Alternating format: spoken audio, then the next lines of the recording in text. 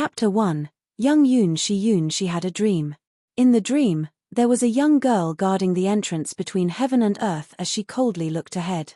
3 strands of icy blue hair stood upright on her forehead, her slender braided hair was hanging behind her.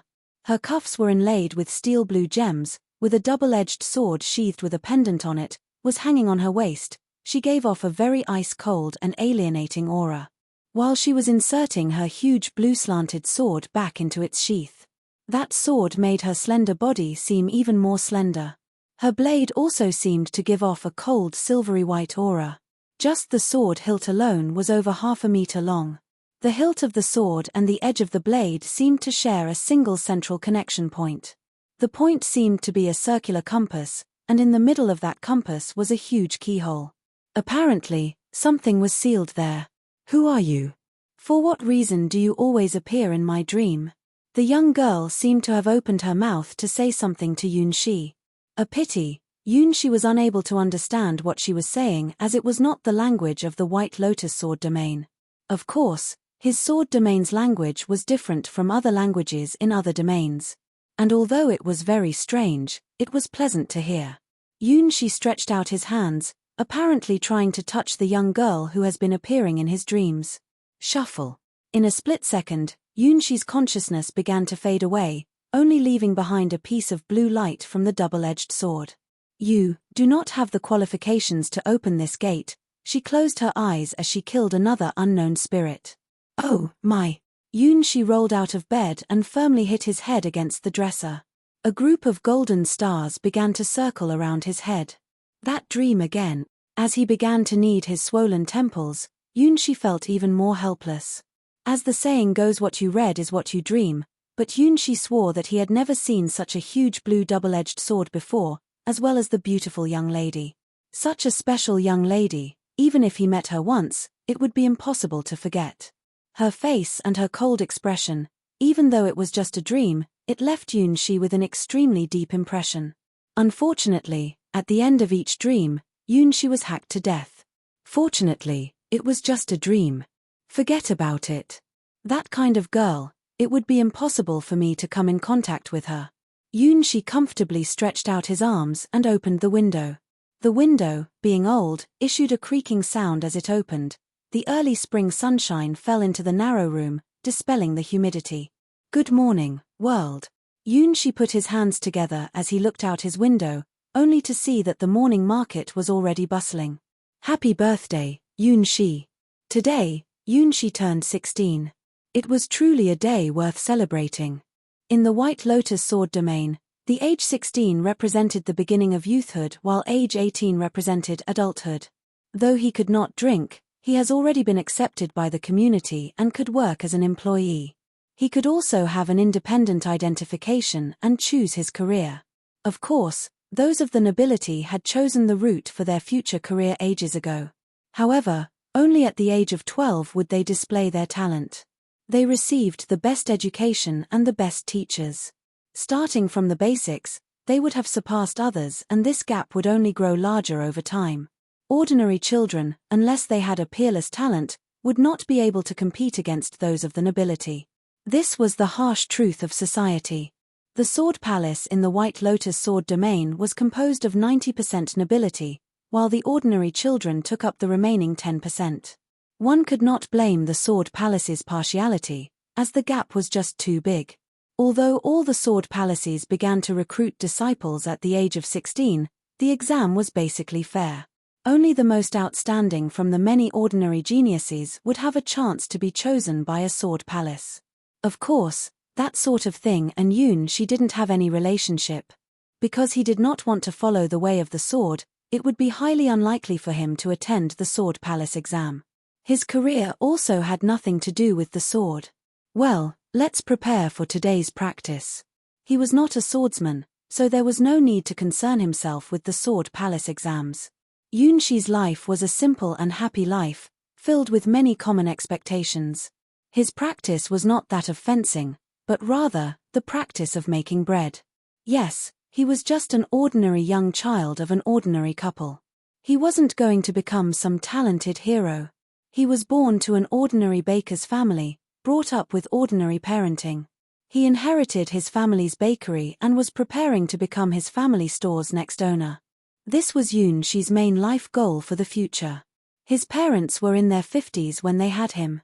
Yunxi grew up listening to his neighbors speak about how he was not born from his parents and that he was picked up from a garbage heap.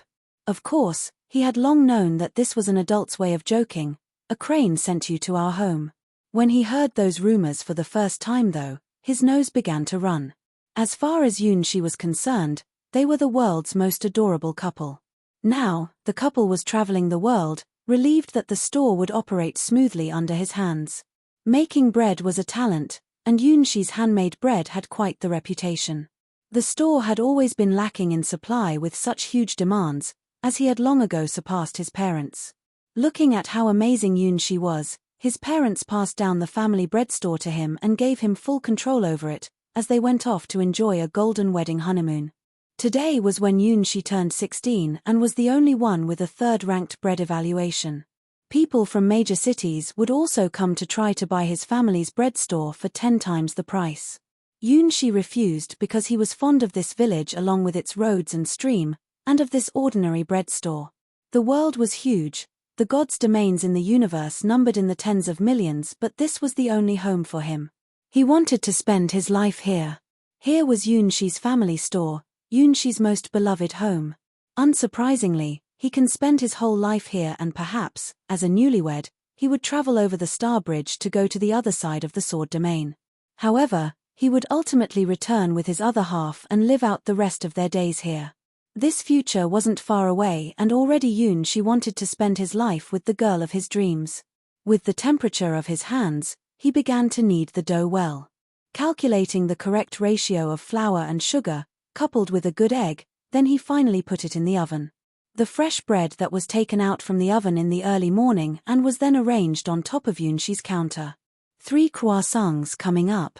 5 pineapple bread. 10 carrot meals. Yunxi's bread shop had only been open for a quarter of an hour, but Yunxi's handmade bread sold out nice and clean. The only thing remaining was the cheap white bread. Sitting behind the nearly empty counter, Yunxi had a smile on his face. For a baker, there is nothing that could make him happier than having his customers love his bread. As a third-ranked baker, although his position was not as great as the lowest sword palace's swordsman, in a small village like this, his talent could be said to have been the rarest talent of the century. Many people believed that Yunxi could truly make history by becoming the first person to obtain a 4th-ranked job. Little She, bread. A crisp bell-sounding voice along with cheerful feet charged into the quiet bread shop. Running in was someone close to Yunxi's age. The beautiful young girl with the ponytail exuded an air of youthfulness. She had a long ponytail while near her waist was a long and simple cyan sword. She had black moon-like eyelashes with a pair of warm black eyes.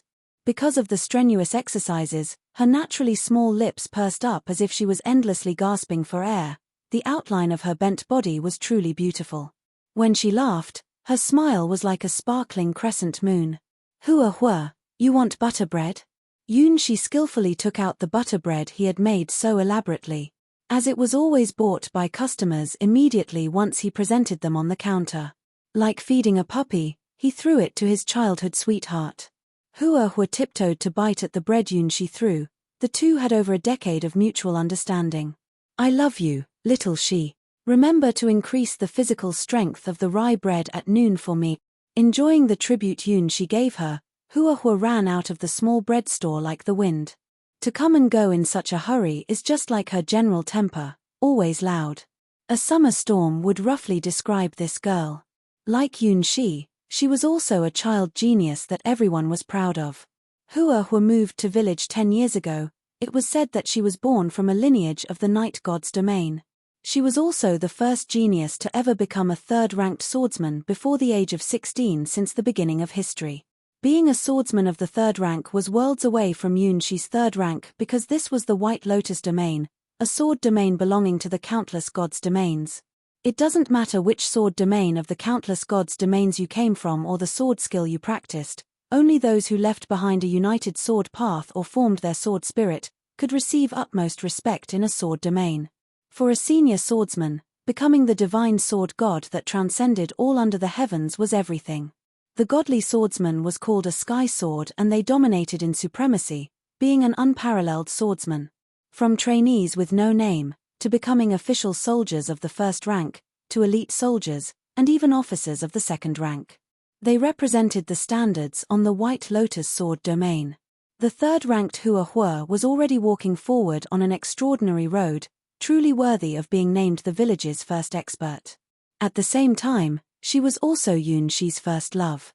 P.S. Volume 1, from C1 to C62, Volume 2, from C63 to C144, Volume 3, from C145 to C244, of Starchild Escapes Arranged Marriage. Chapter 2. The Loving Jealous Childhood Sweetheart. Unfortunately, time is running out. Looking at Hua's freshly blossoming figure leave, Yun Shi laughed to himself. Although their occupations were both at the third rank, a fighting occupation represented a whole new level. As a third-rank baker, he could make delicious bread. However, his best work was butter bread, like the one he gave Hua a while ago. Adding extra strength was his handmade bread's special ability, and he could only make 10 a day. Although Hua was only of the third rank, with her 1,000-sword technique that had a rare balance of attack and defense, she was publicly accepted as a true master. Hua and Yun Shi could easily understand each other with nothing more than a word or two. Thus, Yun Shi had already begun to put the bread in the oven. Third-ranked Hua was sure to enter the White Lotus sword domain's sword palace. She wouldn't even need to take the exam. As a third-ranked swordsman, she would excel among her peers at the sword palace. Well, you might as well consider the rest of the candidates too. He was reluctant to part with his childhood sweetheart. Yun Shi began to seriously ponder about his future as well as the future of the other candidates. Although he was not like Hua, who possessed the talent to become a hero, he had the skills to make bread and has received the acknowledgement of the people. There were even several young bashful girls who wanted to convey their feelings to him. But, not knowing why, a short while later, Yun Shi became awfully confused. The young lady from the flower shop down the street, Millie, was a gifted 12-year-old, being able to talk at the age of 3. The neighboring town's gem store's eldest daughter, Phyllis, recently turned 17. The last time I visited, the store manager wanted me to immediately marry her. The cake shop across the street has an awfully adorable daughter, Yi Li. Unfortunately, she was only 9 this year. Yun Shi counted his fingers, calculating the potential girlfriends he could pursue. By the way, he was not being unfaithful. Up until now, he was head over heels for Hua. Those feelings were absolutely not fake. But Hua was destined to become a dazzling heavenly star as a truly talented swordsman, while he decided to stay in this small town that was rooted to the ground. The two were fated to have different talents, destined to be apart. They will be lovelorn, and even though Yun Shi consciously knows that he will be dejected, he will not let Hua stay. Rather, he chose to smile and let her go. Such a genius like Hua was not meant to stay in this small town. At that time, I must smile and send her off. Yun Shi patted his face, reminding himself of what to do when the time came. That day was not far away, as the Sword Palace exams are going to be held next week. For the entire Balian sword domain, it was a very crucial day. Countless children on that day will be showcasing their talents and strength, proving that they were not worthless. Countless poor children will also strive to do their best to catch a big break and become the carp that leaps over the dragon's gate. The Sword Palace exams were only open to teenage girls aging from 16-18 years old. After that time period, you could only try your luck at other sword schools. In the Balian sword domain, the Sword Palace represented supreme honor, along with other schools and palaces. In the entire Balian sword domain, none could compare to the Sword Palace. Looking over the numerous hills, one would see that the Sword Palace stood at the apex of them all, standing at the supremacy. The word sword in Sword Palace itself is a part of the Sky Sword God domain. Following the owner of the Sky Sword, it was founded as the most powerful sword schools and clans. In the White Lotus sword domain, and even in the entire Sky Sword God domain, the main focus of the people living there is the sword. Even the shape of every sword domain is in the form of a sword. If the Sword Palace had to be defined on a sword, then it would be located at the tip. Yun Shi, along with every large clan, prestigious families, cities, and towns had no choice but to live at the very bottom of the sword, the hilt. As for the blade itself, that would be the other schools and forces. This was the way of the sword domains of God. The hilt for the people, the tip for the sword palace, and the rest of the other powers. Between sword domains is a star bridge that acts as a connector. The Sky Sword God domain is like one unique big sword as it's made up of countless sword domains. Located at the very top of the Sky Sword God domain was naturally the owner of the Sky Sword, the Palace Master of the Sky Palace. One of the lowest of the countless sword domains of God is the White Lotus Sword domain, which was not a highly ranked sword domain. However, the White Lotus Sword domain possessed a special secret gem. Because of this, it caused the White Lotus Sword domain's sword palace's name to be renowned throughout the vast sword domains of God. Every time the White Lotus Sword domain's sword palace held an exam, geniuses from the upper sword domains would also come rushing to participate. Of course, everyone except Yunshi. The sword palace's exams were also to target those upper domain geniuses who had an eye out for their secret gem. However, to Yunshi, that was just like floating clouds. He had no interest. He was going to continuously temper himself to make bread so that he would advance to a 4th rank bread maker. Thus becoming the youngest in town to ever achieve a 4th rank in a life, stuff like baker, seamstress, etc., anything not related to the sword or cultivating occupation. Many would get married when they are 18 years old, the best time to be able to give birth to a boy and a girl. Yunshi wanted to expand his store, little by little, and pass it down from generation to generation. That was Yunshi's life goal. Yes, I like you. From the ocean of many, I fell in love with you at first sight. Beautiful, can you smile for me? Humming from the west of God's domain, Yunshi began to prepare the ingredients to make the afternoon bread. It was important to have everything you need. Step, step, step. A familiar footstep sounded near the door as it powerfully kicked the door open. Little she, I forgot something. The morning exercises caused Huahua's cheeks to turn bright red as she held onto her knees for support, gasping for air, as she looked at the confused Yunshi. If you're talking about the bread, there is none left. If he knew, he would have given some more to Huahua. Unfortunately, that wasn't so. Not bread. Huahua's eyes crossed, burning, as she stared firmly at Yunshi. What happened? Yunshi tried to make out what was going on. Besides the white flower on him, nothing was amiss. It's your heart. Just a moment ago, you were being unfaithful. TL note, RS ****, you forgot y'all understood each other well. Busted. I heard your soliloquy. Millie from the flower shop down the street, Elle Phyllis from the gem store in the neighboring town, as well as the adorable Fei Li from the cake shop across the street. I'm saying you were not being faithful. Huahua's face seemed contorted as she was aware of the unfaithfulness. Do not quibble. Yunshi was barely able to squeeze a sentence out. The truth is, how did you know? In regards to Huahua's jealousy radar, it was so incomparably sharp that it left Yunshi stunned. As a child to present day, so long as he showed even the littlest of affection for another girl, his heart rate would change. Just a little hazy amount of favoritism and Huahua would discover it and arrive immediately. Uncle and Auntie repeatedly warned me to never let you get carried away. One look at Huahua and Yunshi could tell that she was panting with rage. He already had her as a childhood sweetheart, why can't he be satisfied? As a child, one does not make an appointment to get married in the future. Childhood sweethearts was of course, naturally, and for Yunshi, the memories of the last 10 years together was more precious than any treasure. In order to beat back those girls who were attracted to Yunshi and madly wanted to get close to him, she had no choice but to practice to the 3rd rank, becoming the first true master of the town. Yunshi was a big idiot. After all, he wasn't aware of how attractive he was to other girls. But to protect him and cover him from those who harbored errant, thoughts and older sisters who wanted to eat him up, she completely wiped them out, leaving nothing behind. Ever since they were children, Yunshi had yet to discover that he was very attractive to girls.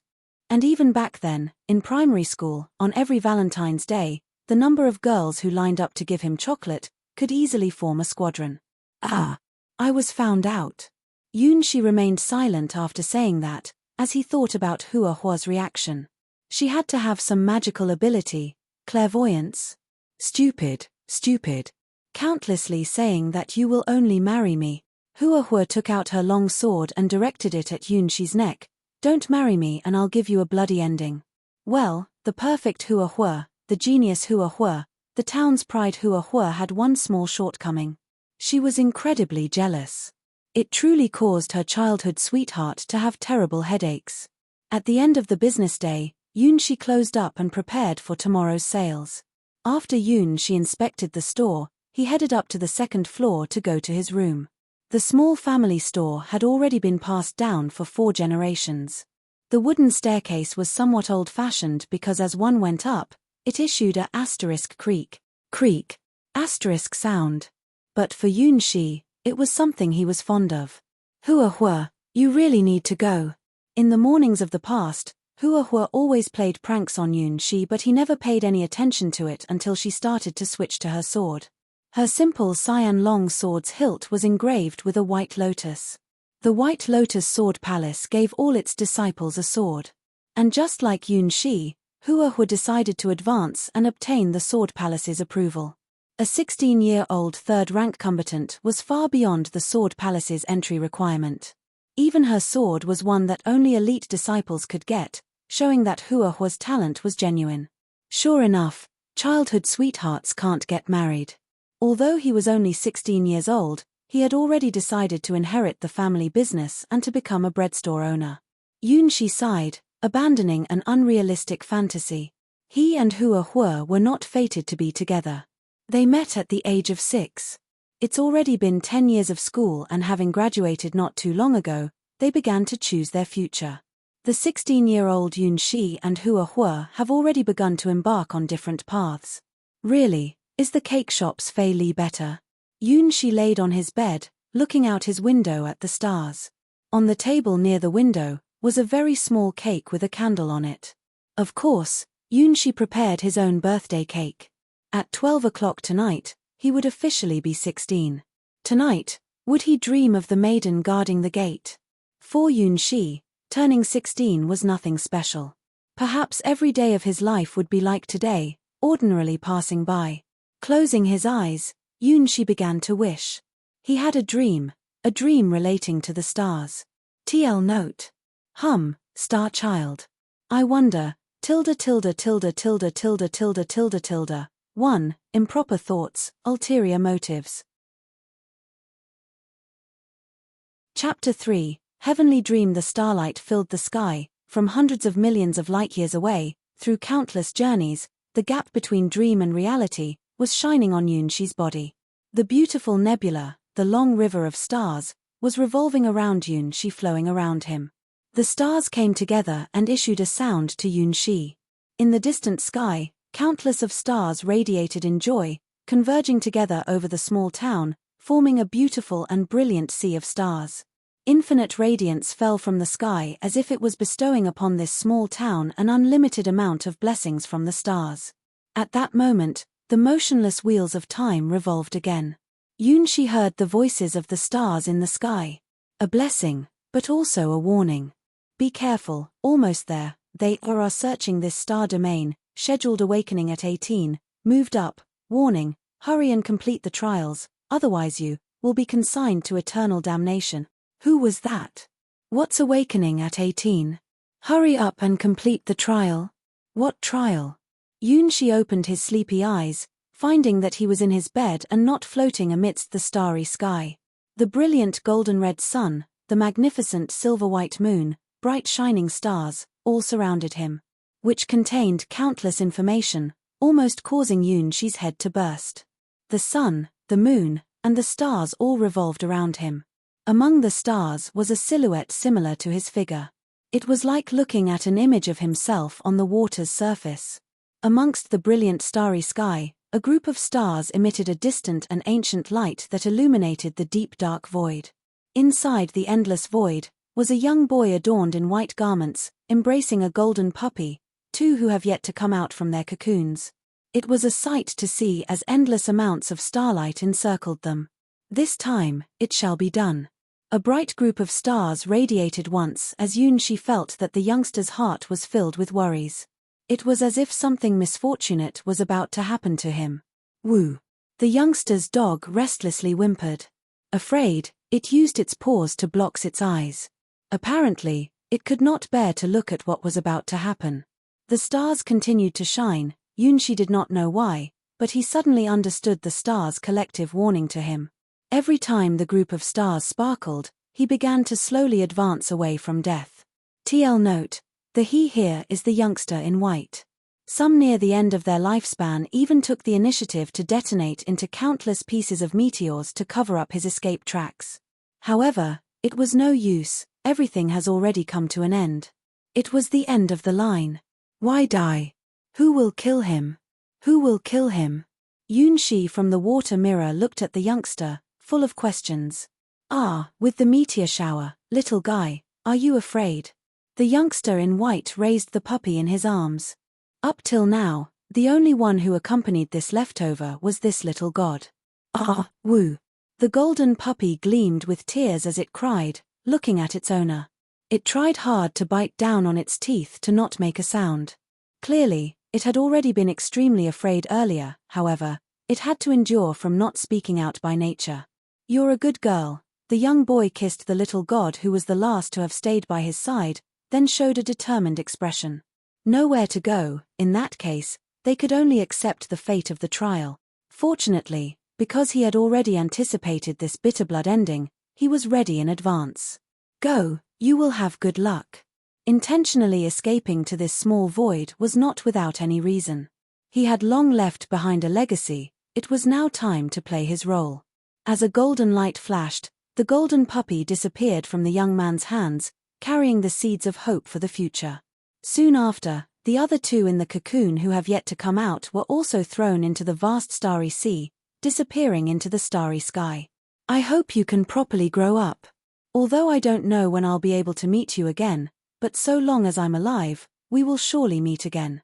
Letting go of the three little ones, the white youngster muttered to himself, exposing gentle and soft eyes, the stars will protect you until I return one day. Rumble. From the midst of a group of stars, an immense silhouette appeared. It was big enough to cover an entire star domain. It passed through the barriers between dimensions as it was certainly a powerful force. Above all, even the heavens would have to fear this mighty force. In front of Yunshi, the stars began to change and form characters, countless writings that displayed the broken groups of great life forms. In the entire starry sky, those who possessed the highest existence of power were very few and could be counted on one's fingers were overlords. She was one of those overlords. Dragon god Yasha, ruler of the star dragons, dragon lord of the domain of God. She is the dragon of order, the mother of time and space, the creator of God. And at the same time was the symbol of birth, life, and death. Yasha's true body was the dragon of the void, housed and immersed in the light of the stars. She had a pair of gem-like black wings, as there were endless amounts of stars shining on her wings. They were real stars, encompassing the wings of the dragon of order as her children. Her scales were pitch black, like the color of the void between the stars. However, her skin shined bright, like stardust. Her eyes shone with a gentle silver color like a beautiful gemstone. Her tail was made up of numerous scales, each scale was a young dragon waiting for her to awaken them. All miracles, all words of praise, could be imposed on her. She was the myth of the stars, an eternal legend. At last, I've found you. This time, you must pay the price. Arriving from across the stars and eventually locked onto Yasha's goal. She said so slowly, but still, the world trembled under her voice. Yasha, sister. The youngster was filled with helplessness. Before the youngster could open his mouth to explain, 3 different forces crossed over the star river to arrive at the void. From within the first ray of light, was an ancient floating city. The city of Sigil, which connected with many worlds, appeared as a woman covered with a veil coldly looked over. This was the ancient root of pain, the god of the unknown, the nameless lady, owner of the city. In the second ray of light, was an endless black ocean that was constantly churning. From time to time, there was a body with a huge tentacle that appeared, it was indescribable. This was beyond the description of terror. The incarnation of disorder and primordial chaos, the Mei'er domain. In the last ray of light were colors radiating the heavens and earth. There was a huge stone at the side, rapidly writing down rules and sealing off this void. She was the stone slab of Ionia and had endless avatars. She was known as the god above gods, the master of endless domains and the organizer of the market of gods and demons. "Come here," Yasha shouted. "Become mine." The nameless lady didn't fall behind. "And I am all for it," Mei'er impolitely stated. "Declare that you are my precious treasure, to be loved by the god of man," declared the stone slate of Ionia, on behalf of fate. Next, Yunshi witnessed a very desperate, very cruel, and very gorgeous event. The star domain nearly collapsed from the aftereffects of the conflict. The four overlords attacked each other violently for some reason that Yunshi didn't know. Then, the young boy who miserably met with this misfortune had an indescribable bad end. He was killed by the four overlords together, torn into many pieces by some method Yunshi couldn't understand. The body of the youngster began to fall apart, turning into a pure white transparent jade light. It emitted a flawless soul as if it was the world's most beautiful gemstone. Thousands of lights flew apart in the sea of stars, running to the endless corner of the void. The four overlords began to snatch up the pure white transparent jade lights. Only a few lights successfully escaped under the cover of the stars. That night, the stars cried for him. Yunshi could feel from the rotating starlights that all the starlights were trying to protect the young boy, but they finally retreated under the coordinated attack of the four overlords. Today's dream was truly different. Chapter 4. The Three Spirits. Truly, to die so miserably in the end, what kind of heaven-angering crimes did the youngster commit? To go as far as having the four overlords dispose of him and carry out such a bloody ending. Seems to be because they wanted to take something away from him. Today's dream and the past dreams are completely different. However, it was quite brilliant. Choose, the time has come. Countless stars converged together to voice their anxious reminder to Yunshi. Choose what? Still thinking that it was still all just a dream, Yunshi was confused. Choose your spirit. Choose, there isn't any time left. The voice that sounded in Yunshi's ears seemed to have the ancient memory of the stars, but one thing was made clear to him. He was going to choose something important, something that will change his life. So much so, that it will even change the path of the stars. There was no room for escape, he had to immediately make his choice. Choosing 3, the ancient heavenly river connected 3 different paths, indicating 3 different trials. Every road represented a choice. At the same time, there were 3 cocoons emerging in front of him, corresponding to 3 different roads. Within every cocoon was a spirit, each emitting their respective attribute. Waiting for Yunshi's choice. The first cocoon was pitch black, it had the darkest color, the same as the dark abyss. You could faintly see tiny purple demon wings, as the spirit was emitting a demonic attribute. In there, the deepest abyss is waiting for you. It's a boundless dark corridor.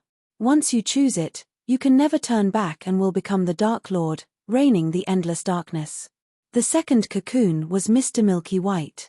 There were countless clouds and misty winds swirling around in it. A fairy was sleeping in a huge stone tablet while holding a lantern.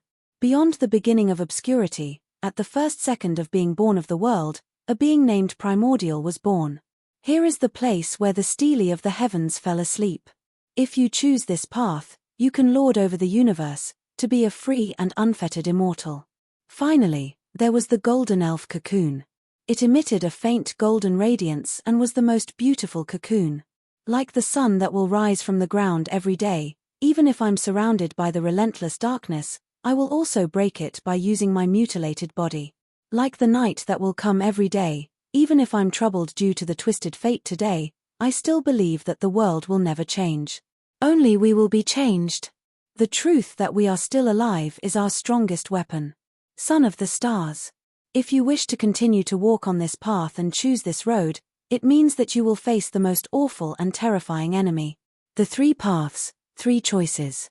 There are no right or wrong, good or bad, just 3 kinds of destinies. Demon Lord, Immortal, Star Child. Yunshi hesitated for a long time until he ultimately placed his hands on the golden cocoon. Maybe it was the endless starlights that surrounded and guided him, to make him move and wish for it. He hoped that he could also obtain the light of the stars someday. Pop *, the golden light cocoon broke open, as the other two trials disappeared before Yunshi. However, Yunshi could still feel their existence. Perhaps there will be a fate. From the golden cocoon came a delicate, small, and tenderly attractive young girl. She had a pair of big timid eyes, with golden dog ears. Her slender body didn't match with her body's fully developed chest. Plus, with her pitying-like expression, it was hard for one to not reach out and console her. Especially those golden ears, possessing a magical quality that people would spend money to buy. Taking a glance at Yunshi, she expressed an indescribably joyful expression, while appearing like she wanted to cry. "Boo-hoo, master, don't leave Mei'er, this time I will do my best." The crying young girl jumped into Yunshi's arms, stretched out her little tongue and licked his face. He looked at her clear, lively, kind, and innocent eyes from a short distance. She gently shook her long and arched eyebrows, which was 100 times cuter than he imagined. Her petite pink, soft, and creamy body was rubbing up against his body. Especially, her rosy and soft small mouth. Yunshi had a dizzy feeling when he tasted it. She was like a puppy. This was the first impression Yunshi had towards the star elf, Mei'er, he chose. It was unlikely for him to say that his first encounter with Mei'er was an utter defeat. Her mouth's sweet and unctuous saliva, caught by her entangling tongue, licking and sucking that could be felt all the way to this poor one's soul. "You are called Mei'er?" Mei'er licked his cheeks till they became dripping wet. After Yunshi was taken away from the most fantastic kiss in his life, he embarrassedly grabbed the little girl's shoulder. She really did have a very petite body, she was only to Yunshi's chest. Those golden dog ears and tail, because she was excited, was unceasingly shaking in such an adorable way. "Yes, I'm Mei'er, the star spirit." Mei'er nestled in Yunshi's arms like a spoiled little child. He felt as if she was another little dog he had to feed. As for the first dog, of course, she was Hua, who was always so lively, healthy, and hyperactive. She had to eat Yunshi's bread every day, otherwise, she would be listless all day, which made Yunshi worry about her life after she went to the Sword Palace. "Can you tell me, this is a dream, so how did I come here?" Up till now, Yunshi had a kind feeling that this all didn't feel real. He, in accordance with his heart, made the choice, but he still didn't understand why. Perhaps because this was all just a dream, he could make a choice without considering the consequences. "Ah, that's because my past master died." Mei'er held on to Yunshi, enjoying the smell of his body. Her happy facial expression was like that of someone who was high on drugs. "Who's dead?" Yunshi felt that something was wrong in this crucial matter. "Just now, did you not see it? You were the one being killed in the memory of the stars." Mei'er astonishingly looked at Yunshi. Ah, yes, it seemed that it was memories of him being killed. No wonder he had a feeling of empathy. Hold on, he was killed. That unfortunate existence whom the 4 overlords joined hands to send to hell, who was then finally crushed and turned into pieces of jade, was him. To die so tragically, simply a tragic ending. Ah, this is not a joke, right? Yunshi began to increasingly doubt that the end was not a dream. If this was a dream, it was a nightmare, the biggest nightmare. Why did I die so horribly? First off, no matter if this was a dream or not, Yunshi wanted to know. If that youngster is him, what did he do to have provoked 4 overlords to join hands and kill him? TL note, by the way, if you haven't picked it up yet, all 4 overlords are female, ahaha. What that youngster was holding should have been the small Mei'er. She was so innocent and kind, like a harmless little white rabbit. This is actually because Mei'er suddenly became hesitant, apparently somewhat embarrassed. They are your ex-girlfriends, who are. Chapter 5. Frightening girlfriends. There were countless of stars revolving in front of Yunshi. A dream, yes, it must be a dream. Yunshi was unable to imagine how crazy one would be to have 4 girlfriends at such a level. Unfortunately, no matter how much you hide, what is to come will come. Mei'er clearly didn't understand Yunshi's current state. Thus, she was brimming with enthusiasm to tell Yunshi more of the truth that he did not wish to know about. Master is not human, rather, Master is a special child of the stars. At every death, Master will be reborn of the stars again, just like now. Master has doubted his past, right? Actually, Master has no parents. Yunshi blankly stared. If this was a dream, it was all too much of a coincidence. How would this golden-eared star spirit know such secrets? Wait. If so, could the rumors he always heard be true? I don't have parents. He was unable to accept this. Is it because what you think is what you dream? His parents obviously doted on him a lot, considering him as the world's greatest treasure. That's right. Master has no parents because you were born from the sea of stars. Every time you die, you will be reborn in some corner of the star sea soon after. Afterwards, when you are 18 years old, you will automatically get your memories back, your past. Mei'er did not know why Yunshi was so shocked. It was just a simple fact. I am not father and mother's child. Yunshi was somewhat absent-minded. In fact, he had already figured it out earlier, but he just didn't want to admit it. According to his age, 16 years ago, his mother was already 50 years old. At her age, being pregnant was impossible. But he pretended not to know, as mother and father never brought it up. He subconsciously evaded to face the truth he didn't want to accept. Yes, according to common sense, mother being at 50 years of age could not have been pregnant. Starchild refers to me. Yunshi lifted up his head to see the surrounding sun, moon, and stars, the countless starlight. That was the truth of the world, the blessing of the sea of stars towards him. In that case, why am I here? Why are you here? After experiencing great difficulty in accepting his identity, an even bigger puzzle began to arise in Yunshi's mind. Just now, did he hear muttering from among the stars? If it was like Mei'er said, he was supposed to awaken at 18. But it was still 2 years till he has the ability to awaken. Danger, from where? After Master died the last time, I was entrusted to the stars. Originally, it should have been at the age of 18 that Master would come around, but because Master is about to encounter a dangerous threat, the awakening happened earlier. Of course, the other reason is because Master chose Mei'er. Thank you, Master. I will do my best to make you rapidly stronger. Mei'er was brimming with confidence, as she puffed out her little chest with a lovable expression as if she was saying leave it all to me. Mortal danger, Yunshi has heard that more than once and didn't have a good premonition about it. Who is a mortal danger to me? I have not even died once. Yunshi had a hunch that once he found the answer, his life would be completely different.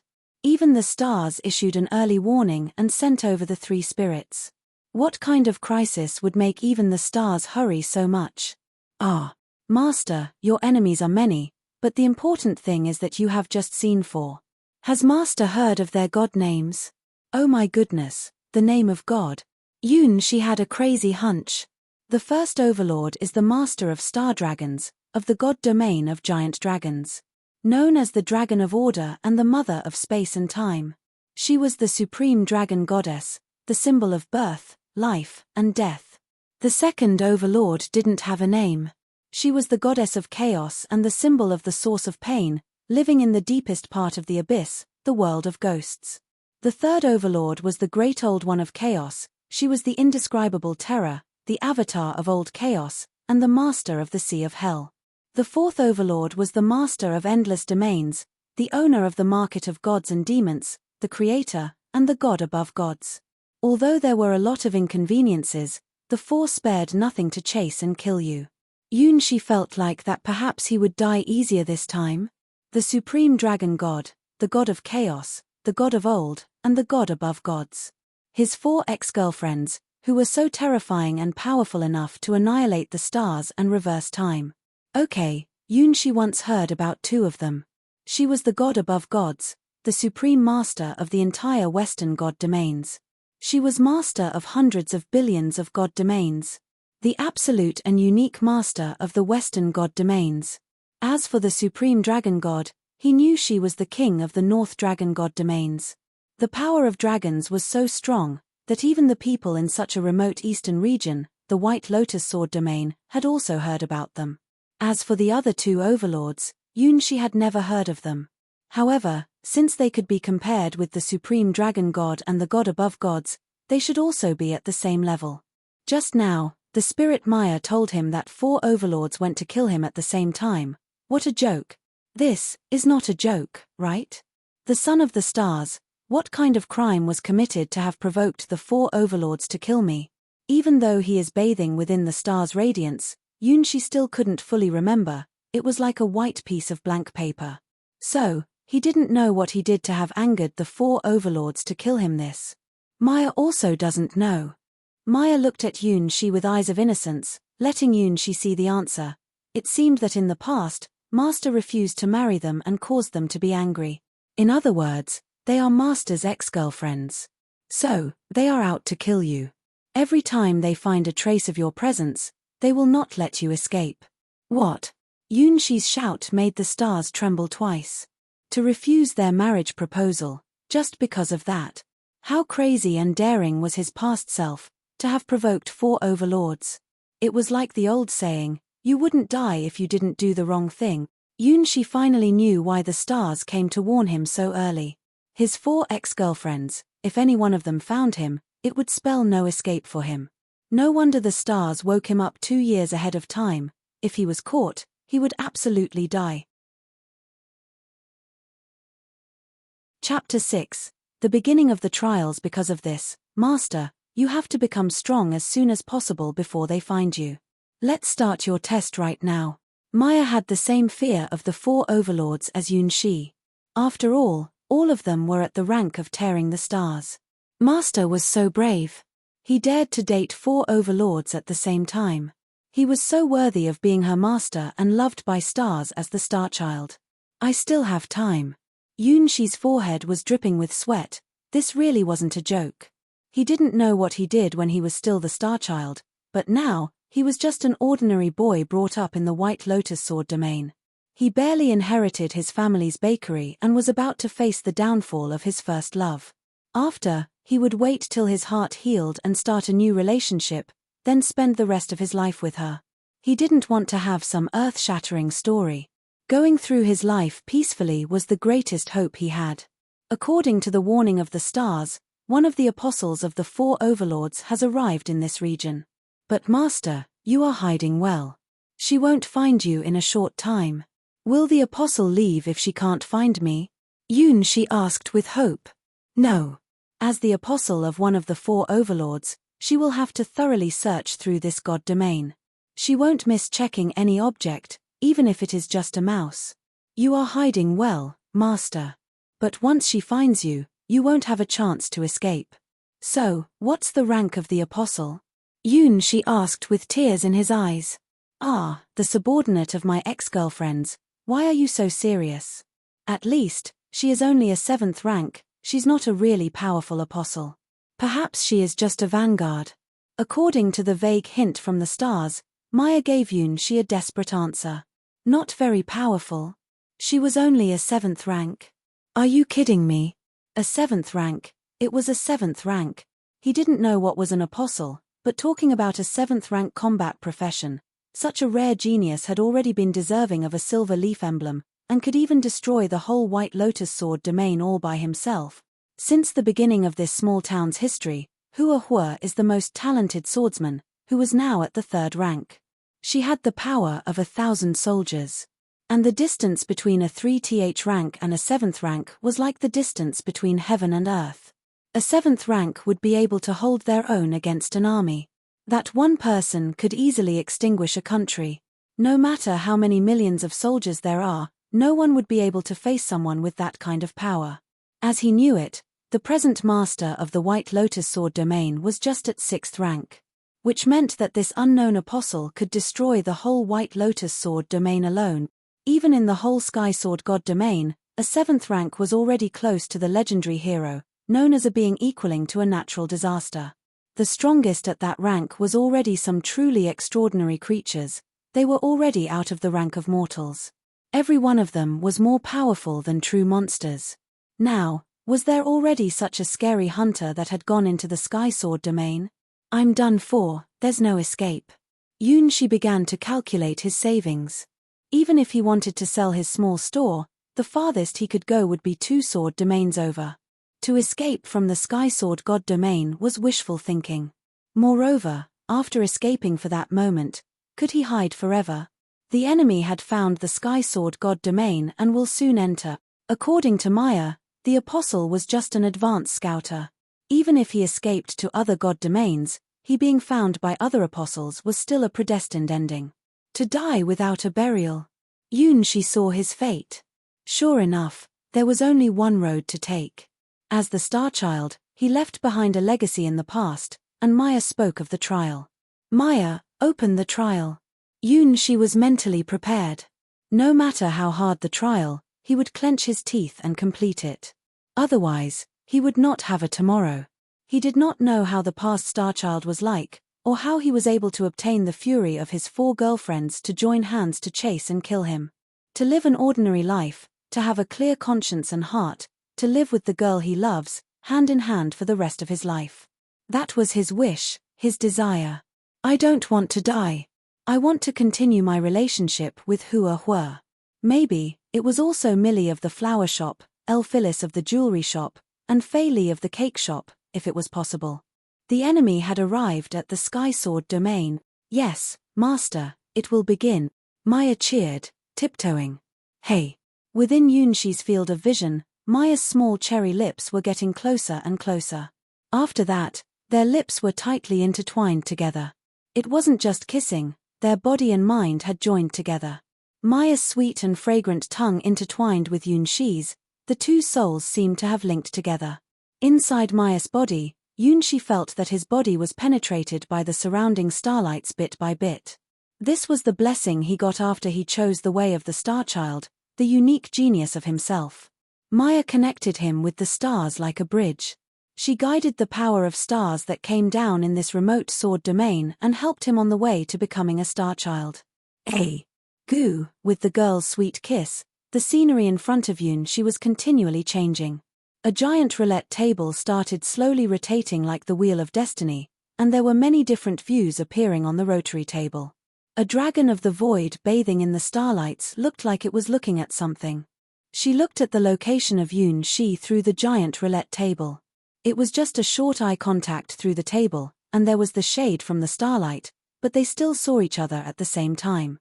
She was one of his ex-girlfriends. Yunshi immediately knew her identity when he saw this giant dragon in the starlights. She truly was a beautiful dragon.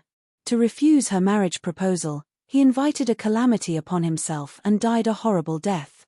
Yunshi was wrapped by countless of stars. With the help of the star roulette, the starlights took Yunshi away immediately. You cannot escape. The supreme dragon god, who ranked above the world, looked at the light disappearing in the stars, roaring indignantly. A small bridge, running water and waterfall. Inside a dark mountain. Boom boom boom. Yunshi opened his eyes as he heard the sound of water. He found he was squatting in front of a campfire, which was slowly burning. Out here, it was an endless darkness surrounding him.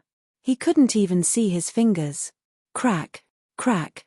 The campfire made clear sounds. It was burning with some unknown fuels, sending out a reassuring warmth. Is this the trial? Yunshi tried to move his hands and legs. He didn't know why his whole body was stiff. It seemed that the time here was a little out of balance with the biological time of his body.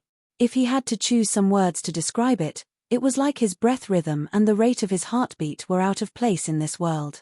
Though Yunshi wasn't even a novice swordsman, but he still tried to adjust his breathing to balance this subtle feeling of strangeness. As the saying goes, you may not see it, but you ought to have heard about it. As the childhood sweetheart of Hua, who was the best swordsman of the town, Yunshi also knew a little knack in practicing the sword by what he constantly saw and heard. Whatever the next trial was, he needed to adjust his body to his optimum state. In his imagination, it should be a very horrible and bloody death trial. Yunshi prepared himself in his heart. Jingle. As Yunshi adjusted his breathing, a euphonious voice appeared in his heart. It was his spirit, Mei'er's voice. Master, The trial has begun. Starchild, love system open. Mission issued. Within the dark forest is a beautiful sleeping princess. With your kiss awaken her from her slumber. The reward for a successful love, a seed of kendo. The newbie test is the most simple.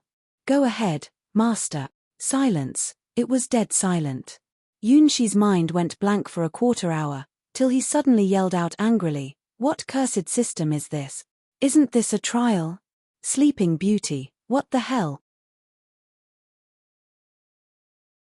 Chapter 7. Novice Trial. Wasn't this a trial? If this was a trial, shouldn't there be endless enemies and bloody combats? Then, he would have to kill them all, like an invincible hero. Alright, Yunshi knew he couldn't do this since he wasn't even a first-rank swordsman. However, since this was a trial in order to let him become stronger, the last boss should be the strongest, right? At the campfire, Yunshi was reborn from the fire. "Master, this is the trial the stars prepared for you. They must have a reason." Mei'er tried to explain. "Once you finish the newbie trial, you will have a seed of kendo." "Who?" "I see." Yunshi reached out his hands and patted his cheeks. Putting the last goal of the trial aside, the last reward did grasp at his heart. The seed of kendo. Just by hearing the name, he knew it was a treasure with a connection to the sword. It was worthy of a reward of the stars. "Then, I will give you the target map to help guide you." "Master, come on." A black and white map appeared in front of Yunshi. The dark area was temporarily not shown, as it was enveloped by an endless fog. He saw his own location, the campfire, at the beginning. Yunshi could see a dark forest at the end. He saw a green point, which symbolized that he was staying around the campfire. If he left the campfire and turned right, the path would lead to the dark forest. There was a harsh red point in the center of the path, and a similar red point at the entrance of the dark forest. In the center of the dark forest was a soft green point. Perhaps it was the Sleeping Beauty. Looking at the map, there seemed to be two enemies. The distance between the forest and the campfire was about 1 kilometer. Yunshi calculated it according to the distance he walked. Because the route was pretty simple, it didn't even have a branching road, so he didn't need to worry about losing his way. Seems like the newbie trial is quite easy. Perhaps, I only need to defeat the two small monsters, then I can find the Sleeping Beauty successfully. Yunshi looked at the map with optimism and soothed his nerves. This kendo seed must be something the stars prepared for novices. Additionally, he found an iron sword that was lying on the ground by the bonfire. It was clear that this weapon was the first weapon for the novices in this trial. Due to the erosion of the moisture, the sword handle had gotten a little rusty. However, its blade was still sharp. It was already enough to be used as a newbie weapon. Well, let me start the trial. Yunshi gave up thinking where the Sleeping Beauty was. He held his newbie's sword and took one step forward with courage. After crossing the small bridge and passing through the clear waterfall, Yunshi quickly found the path to the dark forest. Soon, he reached the uphill and heard some strange noises. Ping. Ping. Seems like something heavy was being knocked on the ground. Again and again, and getting closer and closer. Don't tell me. Yunshi had an ominous feeling. Looking at the map Mei'er gave him, the red dot seemed to be getting closer. Soon after, Yunshi learned a lesson. That it was a complete illusion that the red point was only a little bigger than yourself, because the scale of the map was dozens of times smaller than that of the real world. Boom. Boom. With earth-shaking steps, a giant monster, whose body was twice as tall as Yunshi, emerged from the corner. Taking his own sign as the standard, the enemy which was wandering on the center of the path was a little bigger. It had one eye, a large head, and thick green skin. Only, its leg was way bigger than Yunshi's whole body. It opened its big mouth. Its 4 sharp teeth took aim at Yunshi while reflecting a creepy cold light. Ping. Its speed was so fast that it was in a completely different contrast with its giant body type. Especially for Yunshi, who just went into the trial and was still a little stiff, its slap was pretty powerful. With just a slap, Yunshi had been blown out like a rag doll. Afterward, the green monster trampled down upon his body. Yunshi's body turned into countless lights, and and there was only a pool of red bloodstains that remained. Sniff, sniff. The green monster who killed Yunshi with a slap then turned back and continued to patrol. What kind of common monster is this? Looking at the practice weapon returning to the campfire with him, Yunshi had a mixed feeling. F***ku, bitch. Wasn't this a newbie trial? Was this a monster a newbie should face? Looking at its body type, speed, and power, even if it was a third-rank swordsman like Hua, she couldn't promise to defeat it easily. If this monster came to the town, except for Hua, it would be able to kill everyone with ease. The novice trial was a huge problem. This was a defiance of the natural order. Master, come on. This guy is but a piece of meat that kills lower life forms. Once Master gets the seed of Kendo, Master can easily kill 10 of them in one strike. Mei'er's voice appeared to encourage Yunshi. You should help me deal with this guy so I can get the seed of Kendo. Yunshi asked his spirit, just in case he got lucky and she would give it to him. That is impossible, only you can defeat it through your own abilities. I'm not a combat type fairy anyways. I can only support you as your system fairy.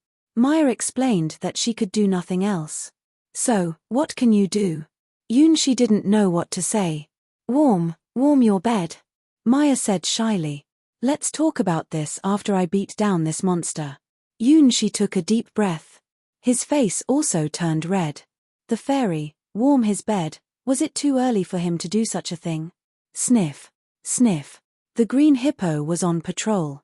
It paused for a while, then shook its small tail. Was something wrong? It remembered it had killed many similar invaders on this road today. These invaders had the same characteristic. They were all holding a shoddy iron sword and their actions were so stiff, even inferior to the monkeys in the forest. It could easily knock them down on the ground with a slap, then trample them to death. Look. There was still a pool of blood left on the road. It was from the trash it killed last time. If it counted them carefully, there were already dozens of such bloodstains. 37, Yunshi panted, looking at the damned green hippo. This hippo killed him 30+ times within the time period one would use to take a shower. However, how could it be possible such an atrocious, bloodthirsty, and scary hippo exists? Once it saw you, it would give you a slap or trample on you. Luckily, Yunshi had a high tolerance and was able to endure it 37 times. 37 pools of bloodstains were distributed on the narrow uphill path. The most distant one was on the top of the slope. All of them held traces of Yunshi's death. However, I have learned some important details. Between life and death, there is great terror. Every time he was slaughtered by the monster hippo, he also caught some habits of the hippo. The main attack of the hippo was its slap. In addition to its enormous size and faster speed, once he got hit by it, his fate was already doomed to be trampled to death. Its next method of attack was a continuous quirky rolling and crushing. Yunshi couldn't imagine how its giant body did this. However, every time he found it, it was already too late to defend or dodge. Except for these two methods of attack, its third method of attack was trampling, which it normally used after Yunshi lost his balance and fell down to the ground. Once he was knocked down, the mortality rate would be 100%. Yunshi's 37 death experiences would help guide him. I cannot move recklessly, I must find a gap. By paying the cost of 37 deaths, Yunshi gradually grasped the body of the hippo. He also became familiar with this world's specific rhythm. Though the perception was slow, it was not entirely a bad thing. Because, at the moment of death, we are able to see more minute details. Apparently, the passage of time slows down. Chapter 8. The hippo must die, damn it. Where did this enemy come from? The hippo, confused, touched its head. Soon after, it saw the familiar figure appear from the end of the downhill path. The enemy still held his novice sword awkwardly. However, the hippo felt something was different this time.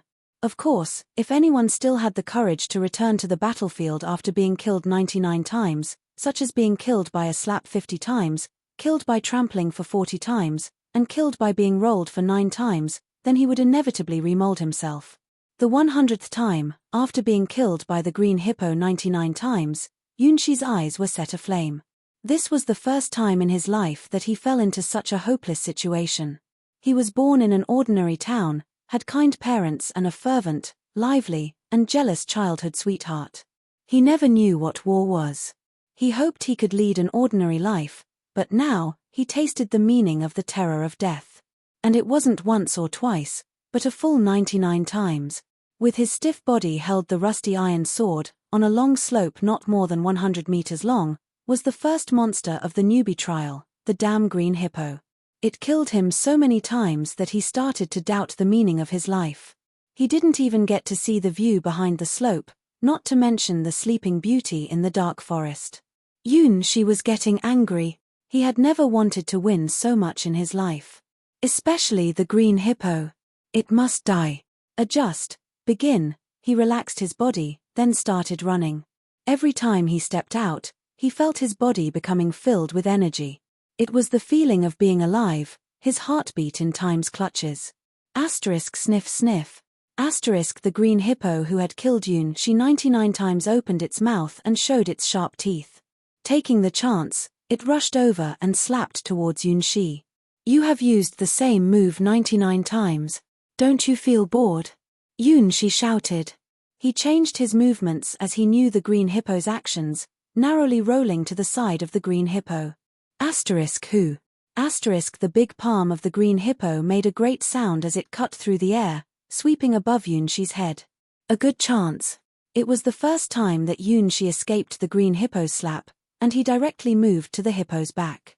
In front of his eyes were the green hippo's big ass and its wiggling small tail. Without any hesitation, he brandished his sword. With his anger, the sharp blade slashed the green hippo's big ass. Hiss. A red bloodstain appeared on the green hippo's big ass. It was the first time Shi hurt the green hippo since their 100 battles. As a third-rank creature, the green hippo was a giant monster with thick skin, but it could still be hurt by sharp weapons. It was still a creature in the normal range of attacks. However, the sword wound was only half a finger deep. It was just a small wound and is still far away from seriously injuring the green hippo. Boom. This time, Shi saw the green hippo's third attacking method. As its fat ass sat down and hit him, he already got knocked away while holding his sword. He then fell down on the ground while vomiting blood. His 100th challenge failed. Beside the campfire, Shi has revived again. He laughed as he gasped. Master, are you alright? Should you rest for a while? Mei'er looked at Shi worriedly, who she thought was a little out of mind. No. I just find living itself is already a luxury. Shi stretched out his hands and looked at his stiff body, which was so similar to his true body. Perhaps, to use such an uncoordinated body to challenge the third-rank green hippo would indeed be painful. However, the battle before was already the greatest battle achievement Shi had ever gotten, and now, he had proved that this seemingly third-rank green hippo wasn't an unbeatable enemy. Even with this stiff body and this iron sword, he could still challenge this monster. Human beings, after all, had instinct, and while this monster had a different kind of intelligence, it was nothing like a human's. As long as the bonfire and sword existed, Shi had a chance.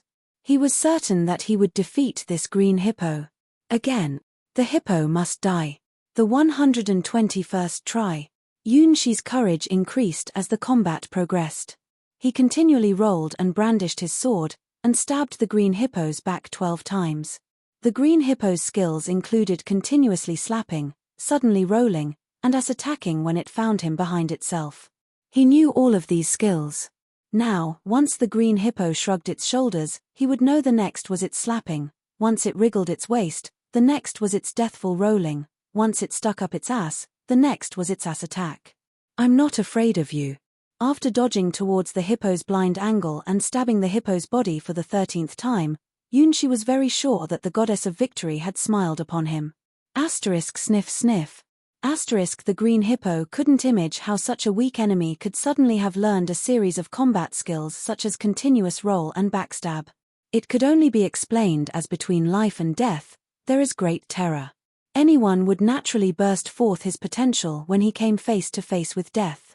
Moreover, it wasn't 1 or 2 times Shi had to meet with death. It was over 120 times. Death was the best teacher. Every time Yunshi died, he would also learn something about the attack method of the monster Hippo. Finally, at the 120th time, the changes of quantity caused a change in quality. From the 120 deaths, at the 121st try, Yunshi saw through all the attack methods of the ferocious green hippo. Not only that. When the hippo used its triple attack with its ass again, he smoothly lured the stupid hippo to the side of the big tree beside the slope and planted his deadly sword 3 times on the hippo's body while it continuously knocked the big tree. Neck, waist, back. This was Yunshi's trial. 3 quick slashes toward the 3 respective weak spots. Every time it hit, the sword left behind a cut that went deep to the bone. This was the decisive blow, the strike that would bring Yunshi's victory. Rumble. Sword marks covered the green hippo's body, as it toppled over and dyed the slope in red. It's dead. After seeing the green hippo's body bleed out and topple over, Yunshi realized that the battle was over. He won. Had he really won?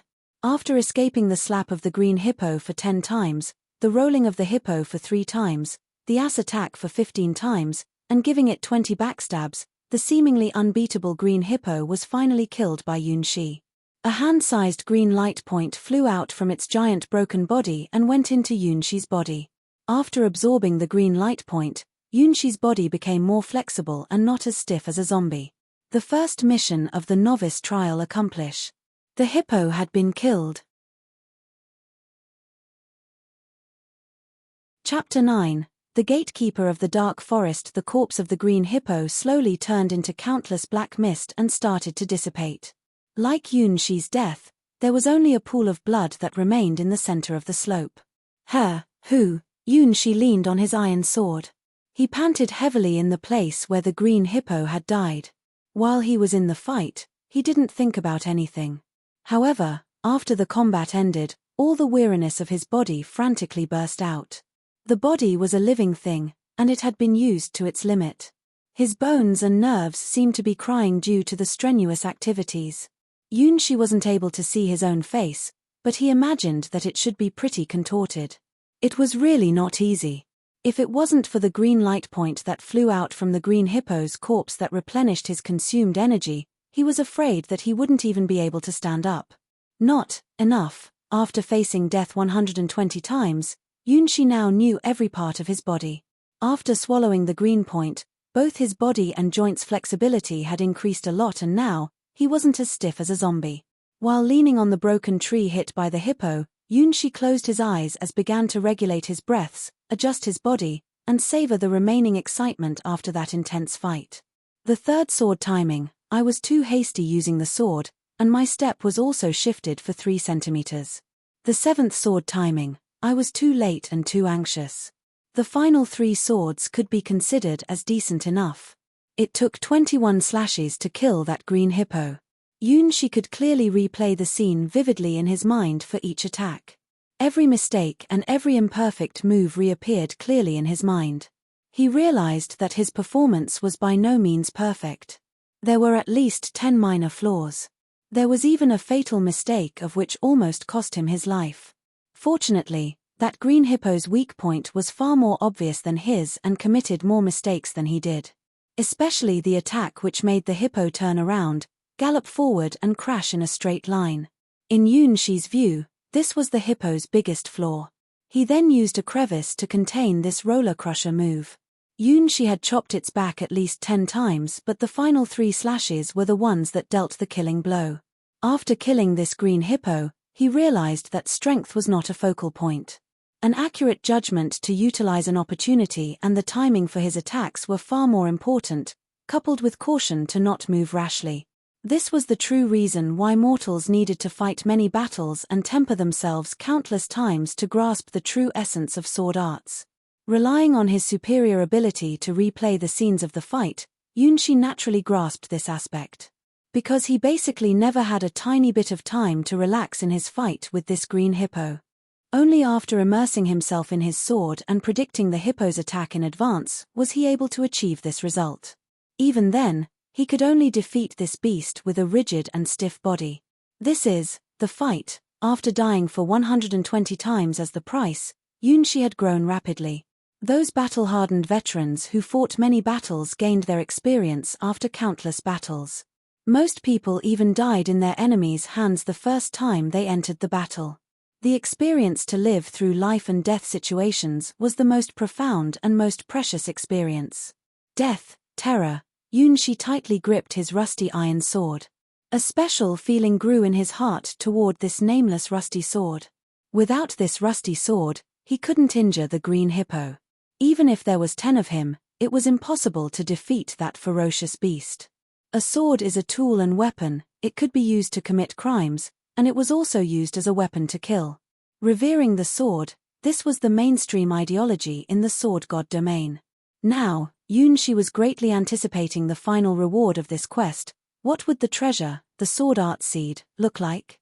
There is also a monster here. Looking at the map, Yunshi slowly stood up. Holding the sword, he headed forward towards the dark forest. The landscape on top of the hill was much more devastated compared to Yunshi's imagination. The earth was scorched, the rocks turned ash-gray, and even the mountain's wall was as if it had been burnt down. The entire scenery gave off a strong deathly aura. But, on a straight line of vision at the far end of the dark forest, there was an ominous living being exerting a dangerous and menacing aura. In front of the entrance to the dark forest, the red dot, as if waiting for Yunshi to come, was motionless and didn't move. 1, 2, 1, 2. After a short while in this place, Yunshi had a better understanding of what his childhood sweetheart Hua had taught him about the breathing practice method. Hua had passed on to him a particular breathing method. Not only did he use that method in a deathmatch against that green hippo, but it also had helped him restore his strength over time in that fight. The heartbeats, the breathing rhythm, and the sounds of the blood flowing in his body intertwined, forming a marvelous music. Hua seemed to be able to maintain this breathing state all the time, but Yunshi was only able to maintain it for a quarter of an hour. Longer than that made his breath's rhythm fall into disorder. This was the difference between a genius and an ordinary person. Even if he had experienced life and death situations 120 times, some things, as to speed up his practice's result, could not be rushed up forever. 15 minutes to be able to fight with all of his strength was Yunshi's limit at present. He could only maintain this state for this time period, and if he passed this time limit, then his battle efficiency would suffer and would decline greatly.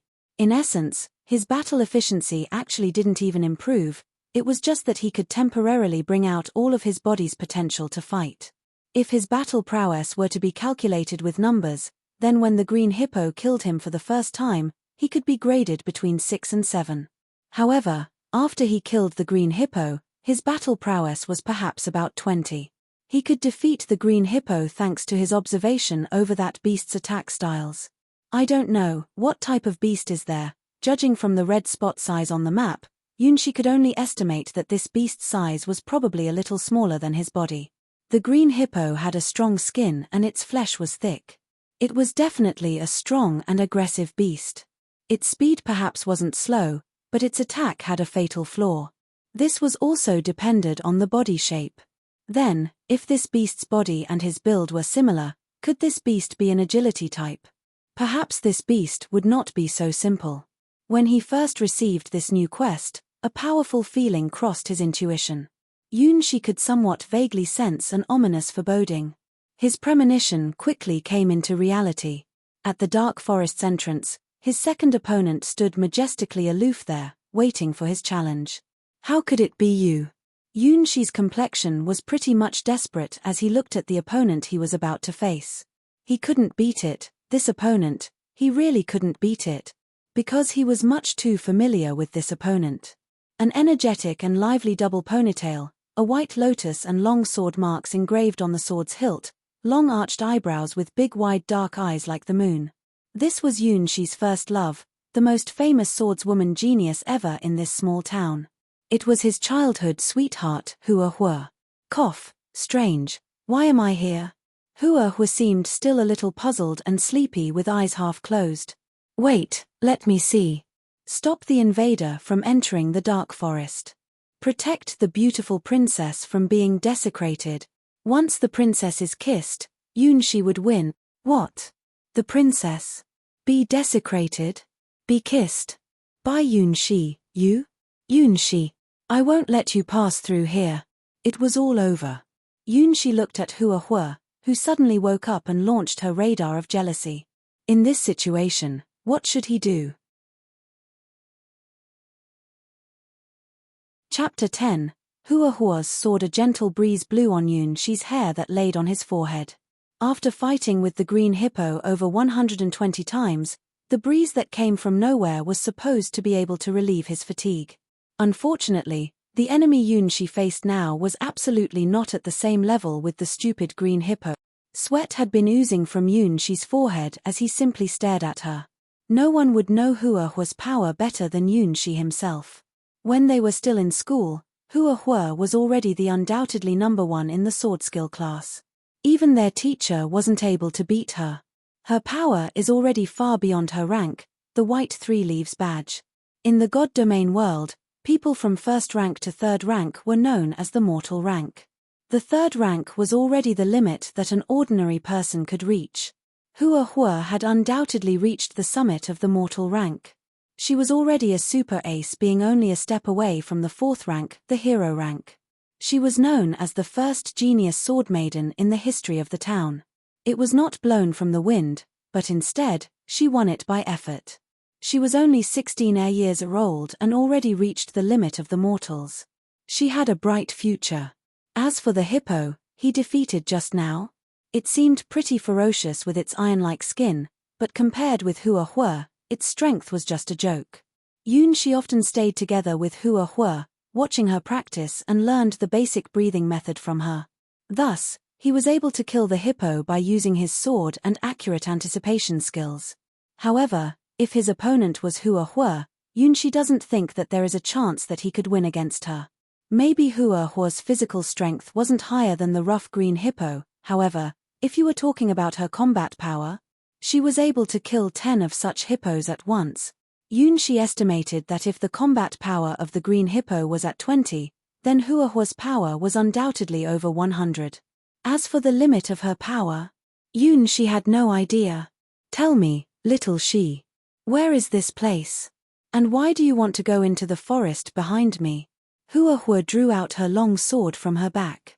She shook the point of the sword and gave Yunshi a seemingly friendly smile. Tell me everything. Tell me the truth and you will receive a lighter sentence. If you refuse, I will punish you severely. If he told her the truth, then that would be the worst. Yunshi's head sweated profusely as he looked at Hua's eyes, which was not fun at all. It was too terrible when Hua fell into jealousy. Why was there such a terrible boss in the newbie trial? Compared with Hua, the seemingly horrible hippo was so cute. At least, after the hippo killed him over 100 times, he was not discouraged. Eventually, he found the method to defeat it. But it's not the case for Hua. It was impossible. Even if he inspired every potential he had to beyond his limits by 120%, it was still hopeless for him to defeat his childhood sweetheart. The girl who was such a genius sword maiden. Little she, I detect a suspicious fragrance in the air. Hua snuffled. Her instinct as his childhood sweetheart told her something was wrong. There was an unknown girl's odor on Yunshi's body. It was like a slightly milky aroma. Maybe others couldn't detect the difference due to the scent of blood on Yunshi's body. However, as his childhood sweetheart, she wouldn't make any mistakes. It wasn't the odor of the girl from the flower shop down the street, Millie. Her odor was always mixed with the faint aroma of flowers. It wasn't the odor of the girl from the neighboring town's gem store, Phyllis. Her odor contained a faint aroma of dark, green stone. It was slightly like the odor of the girl from the cake shop across the street, Yi Li. However, Yi Li's odor was like a sweet cream, but this odor contained something else. Who was she? Hua slowly moved the point of her sword, trying to find out the bitch who dared to touch her most precious treasure, Yunshi. Unfortunately, even if her sword skill was unrivaled, it was impossible to do such a thing. After all, the cream-like odor on Yunshi's body came from a star elf named Mei'er. What should he do? Yunshi was under a great deal of stress, simply due to being pointed at by Hua's sword. After all, every skill he mastered, like the breathing method, was learned from Hua. Could he practice his sword skill in combat, then defeat his teacher, Hua? Come on, if he had such a great talent, he would have passed the test of a first-rank swordsman already. Hua. She was the best one among all the third-rank warriors, an unchallenged super sword master. I'm sorry, Hua. I have to go there. He couldn't explain and tell her the ultimate goal for why he had to break into the dark forest. If he said it out loud, he would have a tragic ending. It was his experience, which he concluded according to his childhood sweetheart's character. The jealous Hua. If she knew his goal was to wake up the unknown sleeping beauty with a kiss. No, he couldn't dare think of it. Unfortunately, she knew. You want to wake the sleeping beauty by kissing her? Little she, you have become a bad boy now. Hua raised her eyebrows. The long sword made a sharp sound vibration in her hand. I won't let you pass through here. If you want to go, try to defeat me first. In the name of the Gatekeeper of the Dark Forest, I announce that this road is blocked. Rushing. She rushed. The initial fight was the only chance he had to win. He had gone through 120 deaths in combat and reached the limit of his potential. Hua didn't know this, so this was his only chance. Gee, little she, you've made progress. Hua held her sword horizontally. She displaced Yunshi's attack, then stepped out with her left foot. 3 continuous attacks. Yunshi was ready to risk it. After all, this world was just a trial world. He had the special right to be revived an infinite amount of times. Afterward, he saw 9 sword lights. Up, down, left, right, above the right, below the left, below the right. The final was a wind-like straight thrust. Yunshi's 3 continuous attacks were 3 straight attacks, a series of speedy slashes. However, Hua brandished her sword 9 times in a short second. She attacked Yunshi from 9 different directions and angles. They were 9 attacks, but it was also a 1 time attack. Before Yunshi found out the sequence and principle of her attack, his iron sword had flown out of his hands, then the sword wind blew him away. This was their difference. There was such a large gap that he couldn't even fill it with the combat experience he learned from his deaths. Hua's sword was like a strong wind, like lightning, like the transitory sparklers in the sky. In the face of such a sword, Yunshi's body was stiff and wasn't even able to speak. Even if he was in his optimum state and was armed to his teeth, he still couldn't defeat Hua. What a speedy sword. Yunshi shut his eyes, waiting for his death. It didn't matter. He found the way to win against the green hippo after dying 120 times. In that case, even if his second opponent was Hua, he could also find the road to victory. He just didn't know how many times he had to die before that happened. At least, the number of deaths would grow by 10 times. Yunshi was prepared. However, after Yunshi gave up resisting, he didn't see the darkness he waited for, not to mention the warm campfire. Little she, open your eyes. A warm small palm knocked Yunshi's head. In his ear, he heard a familiar voice. Why? I'm not dead. Yunshi opened his eyes and saw his childhood sweetheart's lively face. Why would you die? Did you think I would kill you? Hua looked at Yunshi with a little anger. Even if she was a little jealous and planned to find the new girl who tried to get close to Yunshi no matter what the price is, it wasn't enough to make Yunshi so scared, right? Aren't you the gatekeeper of the dark forest? Yunshi hadn't thought of it clearly. After all, the ferocity of the first monster, the green hippo, had already been imprinted in his heart. That's my question. What's all this about? Hua frowned. It was a little strange, but a moment ago, she thought she heard a kill him sound in her ears. It was seemingly like the true thought in her heart. However, who was she? She was Yunshi's childhood sweetheart. She was destined to be married to him in the future. She would defeat anybody who dared to block her love with Yunshi. This was exactly the reason that why she could send out such a sword attack. Humph. The kendo teacher who almost robbed her of her successful plan when Yunshi was 12 years old. You didn't expect this, right? You wanted to rob the cradle? I wouldn't let you do this. Chapter 11. The older sister. That summer a single sword stroke from Hua would be enough to beat Yunxi. Hua smelled the odor on Yunxi's body as she pushed him to the ground. She pinned him down by using her body, in order to not let him run away. More accurately, it was the posture of a woman going down on the man, the so-called straddle posture. This odor, weird. Tell me, little she. Who's the girl this time? As his childhood sweetheart, she had a better sense of smell than the golden retriever fairy, Mei'er. She was sure that Yunxi definitely had an affair with some other girl. No, perhaps it was the other girl who did it proactively. Is it the same as the thing that happened that summer? Little she, are you? Hua stared at Yunxi in disbelief. She slightly lowered down her head, as if she was going to give Yunxi a general checkup. That summer, Yunxi's face turned red. He remembered his teacher who taught him sword skills, who was not only great at her sword skill, but also great in her chest. Because it happened when he was 12 years old, and that teacher left after only teaching them for a month, he couldn't even recall her name exactly. However, they would never forget the thing that happened that summer. No matter himself or his childhood sweetheart, Hua. Because she was the first big sister who let him understand the fantastic thing about females. He still remembered it was a sultry summer afternoon. That big sister called him to meet her in her own sword room, alone. And the thing that happened next. Yunxi was left with a very deep impression.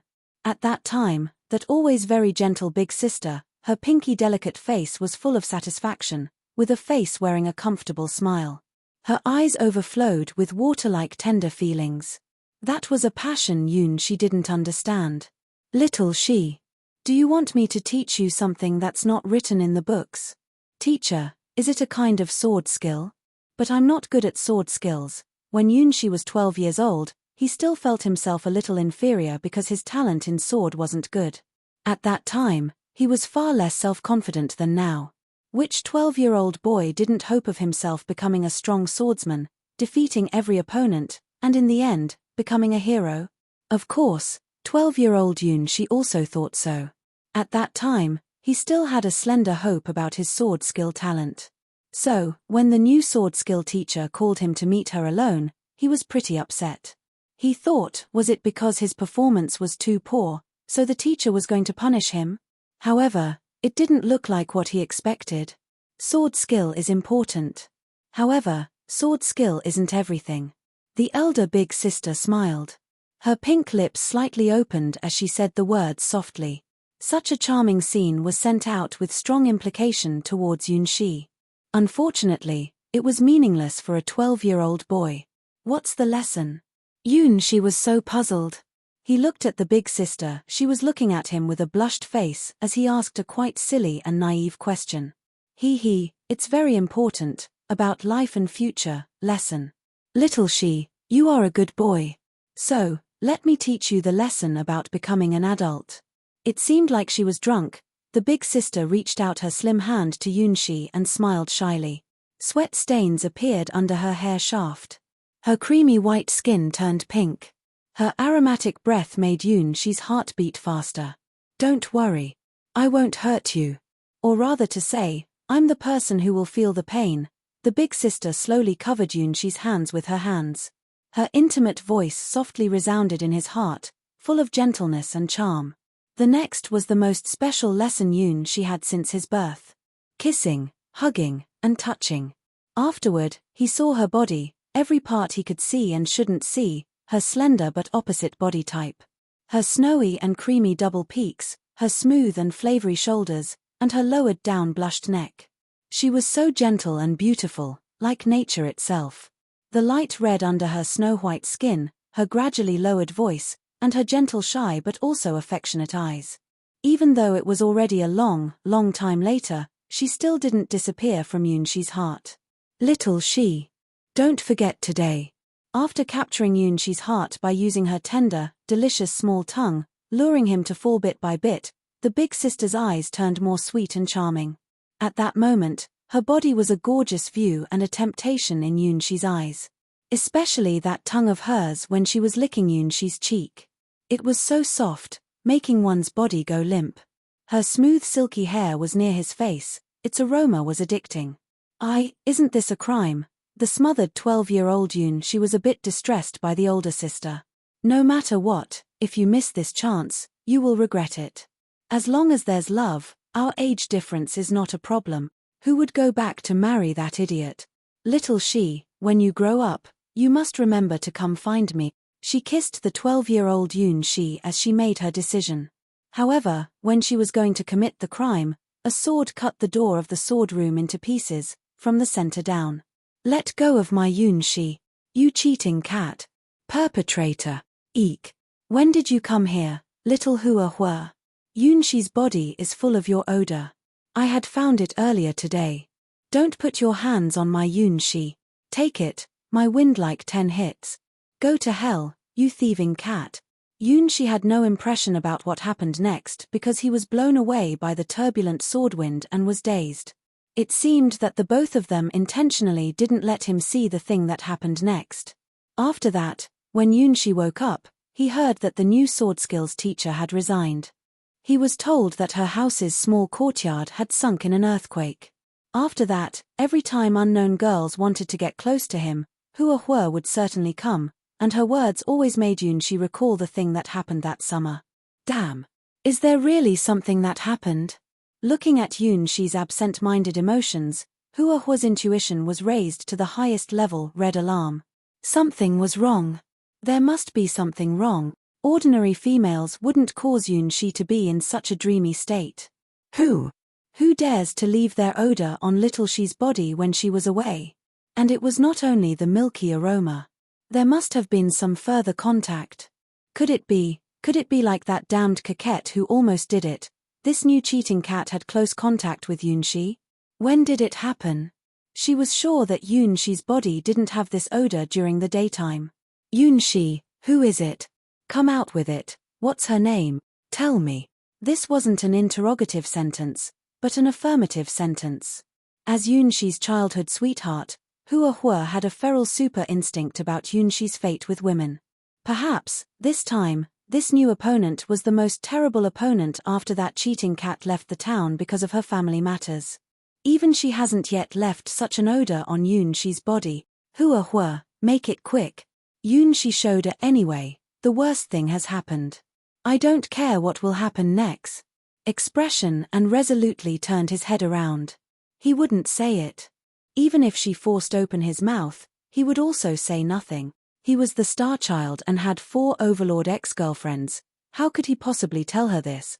Why was Hua Hua was in this trial? Undoubtedly, his jealous childhood sweetheart Hua Hua was the last one he had hoped to know of this. She was his first love. The most fantastic longing in his heart. If it was possible, he didn't want her to take part in his impending big trouble. A week. Just after a week, Hua Hua would leave the small town. She would join the place he would never reach, the Sword Palace. So, let him leave Hua Hua a perfect impression, as her childhood sweetheart. Yoon she. Hua Hua seriously spoke out his name, which also meant that she was really getting frantic. Wee. Her little she. Why has he become a bad boy all of a sudden? No, she must understand what this absurd dream was and why she became the gatekeeper of the dark forest. Yes, the sleeping beauty. Hua Hua suddenly recalled the special keyword of her task as the gatekeeper. Chapter 12. Hua Hua's weak point. Tell me, little she. Is she that sleeping beauty? What's so special about her that you would want to go in the dark forest, even if it means you have to defeat me? And it needs you to awaken her by kissing. Hua Hua's face suddenly turned red. Oh, right. Looks like Hua Hua was so shy that she didn't dare to look at him. Yoon she had a vague idea. It seemed that Hua Hua had a weak point. Tell the truth and you will receive a lighter sentence. Keep lying and you will have a heavy punishment. Hua Hua waved her small fists and knocked on Yoon she's chest. Her expression showed, I won't let you go if you don't tell me the truth. Yoon she had no idea how to deal with this. He knew the power gap between Hua Hua and himself. It was not something that could be filled by hundreds of deaths. It was a desperate natural chasm. If he had to use that method. This trial, how ruthless and twisted in human nature it was. I'm gonna see the sleeping beauty. She dares to seduce my little she. She must be a cheating cat. Fire burned in Huahua's eyes, which made Yunshi have a really bad feeling. Thinking back to the past earthquake-like pitiful scene in the sword skills teacher's courtyard. Though he had never seen the sleeping beauty who was in the dark forest, however, since she was the sleeping beauty, of course, she was a feminine girl who had no power to fight against the last boss of the trial, Huahua. If Huahua found her, the trial would be equal to having failed. Yunshi was pretty sure about this. So, it was time to use that method. Sorry, Huahua. As your childhood sweetheart, I know very much about your weak point. Huahua, look at me. Yunshi reached out his hand to grasp Huahua's hand. He pulled his nerves together and sat up to get near Huahua, just like what he once did in the past. Ah, wow, whoa. Looking at Yunshi's face that was getting closer and closer, Huahua suddenly fell into a panic. This time, she had lost all prestige as an unchallenged sword maiden. She was just a confused girl who was lost in love. Little she, what are you gonna do? She was the girl who pulled down Yunshi and straddled on his body. However, when Yunshi really got close to her, she was confused and panicked. This was Huahua's biggest weak point. She had no power to resist Yunshi's intimate behavior. It was already an above-standard performance to ride on Yunshi's body with anger. As for the further intimate behavior, it was still a forbidden zone in this young girl's heart. Conversely, due to that summer, the hand-by-hand teaching from that gentle big sister and the forbidden game he played together with Yi Li, El Phyllis, and Millie in their childhood, Yunshi was more skilled. This was Huahua's biggest weak point. She was a well-behaved girl, always jealous but knew nothing about the things not written in the textbooks. She sucked at intimate behavior. She was a well-behaved, would be a virtuous wife and caring mother, sword girl. So, when Yunshi took the initial to attack her, she immediately froze as her whole body started to tremble. She was too overexcited and terrified, she didn't know what to do. Finally, Yunshi kissed her lips, and her eyes became thoroughly misted. Woo! According to the kissing skill he learned from his sword skills teacher, Yi Li, El Phyllis, Millie, and Mei'er, Yunshi invaded and occupied his childhood sweetheart's lips and mouth bit by bit. He didn't allow her to breath. Little she, wait, because her lips and tongue were blocked by Yunshi, Huahua sent out a vague voice, then her whole body softly laid down in Yunshi's arms. In terms of sword skills, 100 Yunshis couldn't compare with one Huahua. However, in terms of kissing, 100 Huahuas couldn't compare with one Yunshi. After all, Huahua was a simple sword idiot, she always practiced over 12 hours a day. The skill of courting was too difficult for her. I'm sorry, Huahua.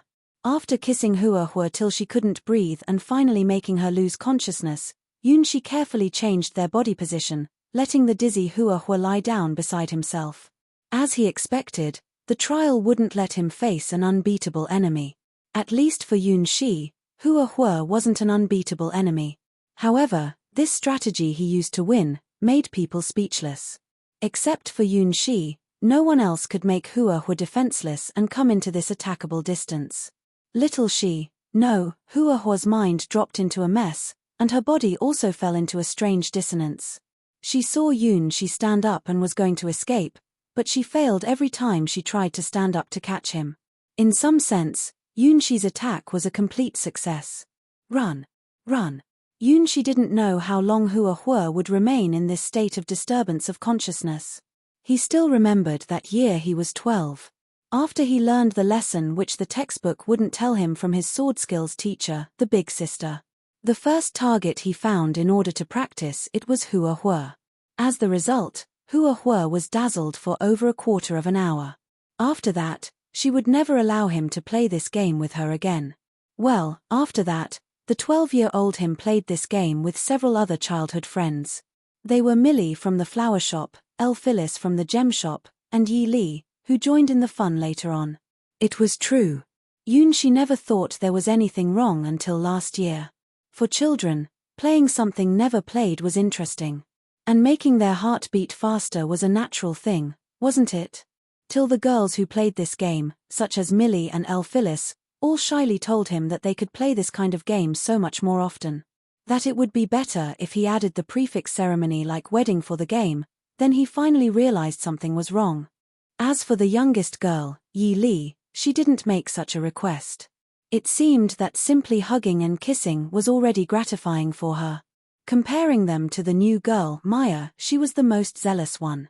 Her odor was unlike the girls who played the game with him. She had a fantastic but slightly milky aroma. Hua should have smelled it, so she found out something was wrong. How sensitive her nose was. Little she, I need to stand up. At the entrance of the forest, Hua's voice was raised. Apparently, she had woken up from her trance. That was bad. Be quick. He should move faster. Sleeping Beauty, where are you? Yunxi anxiously searched the map in his mind and found he had almost overlapped with the green point on the map.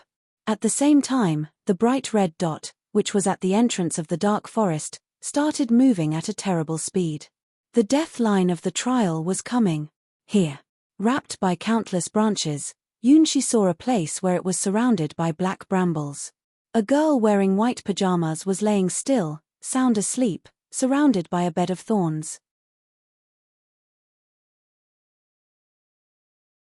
Chapter 13. Sleeping Beauty's kiss. Her naked feet was little and dainty, and only a little bit bigger than Yunxi's palm.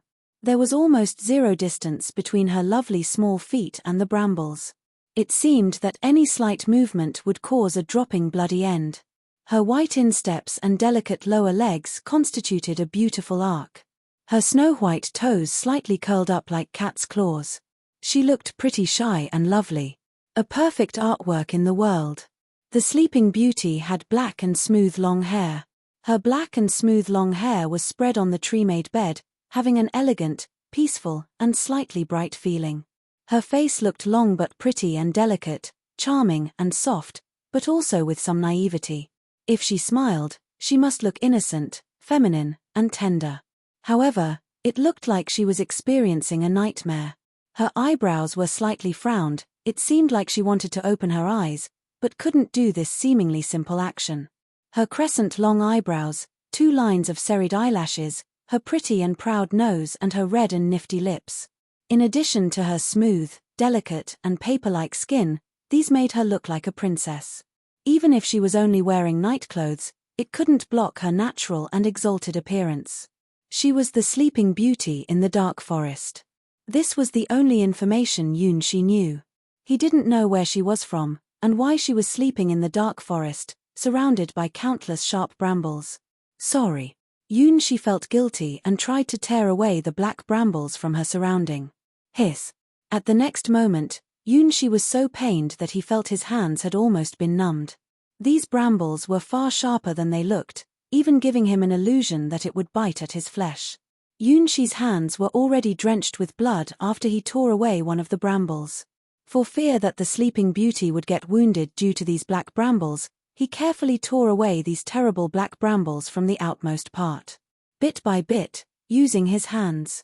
In the tree-made bed, the sleeping girl's snow-white skin reflected jade-like lights under the glimmering lights, which made her holy and inviolable. Indistinctly, tendons and muscles appeared on her beautiful insteps. Viewing them from Yunxi's sight, her slippery pink soles were unexpectedly soft.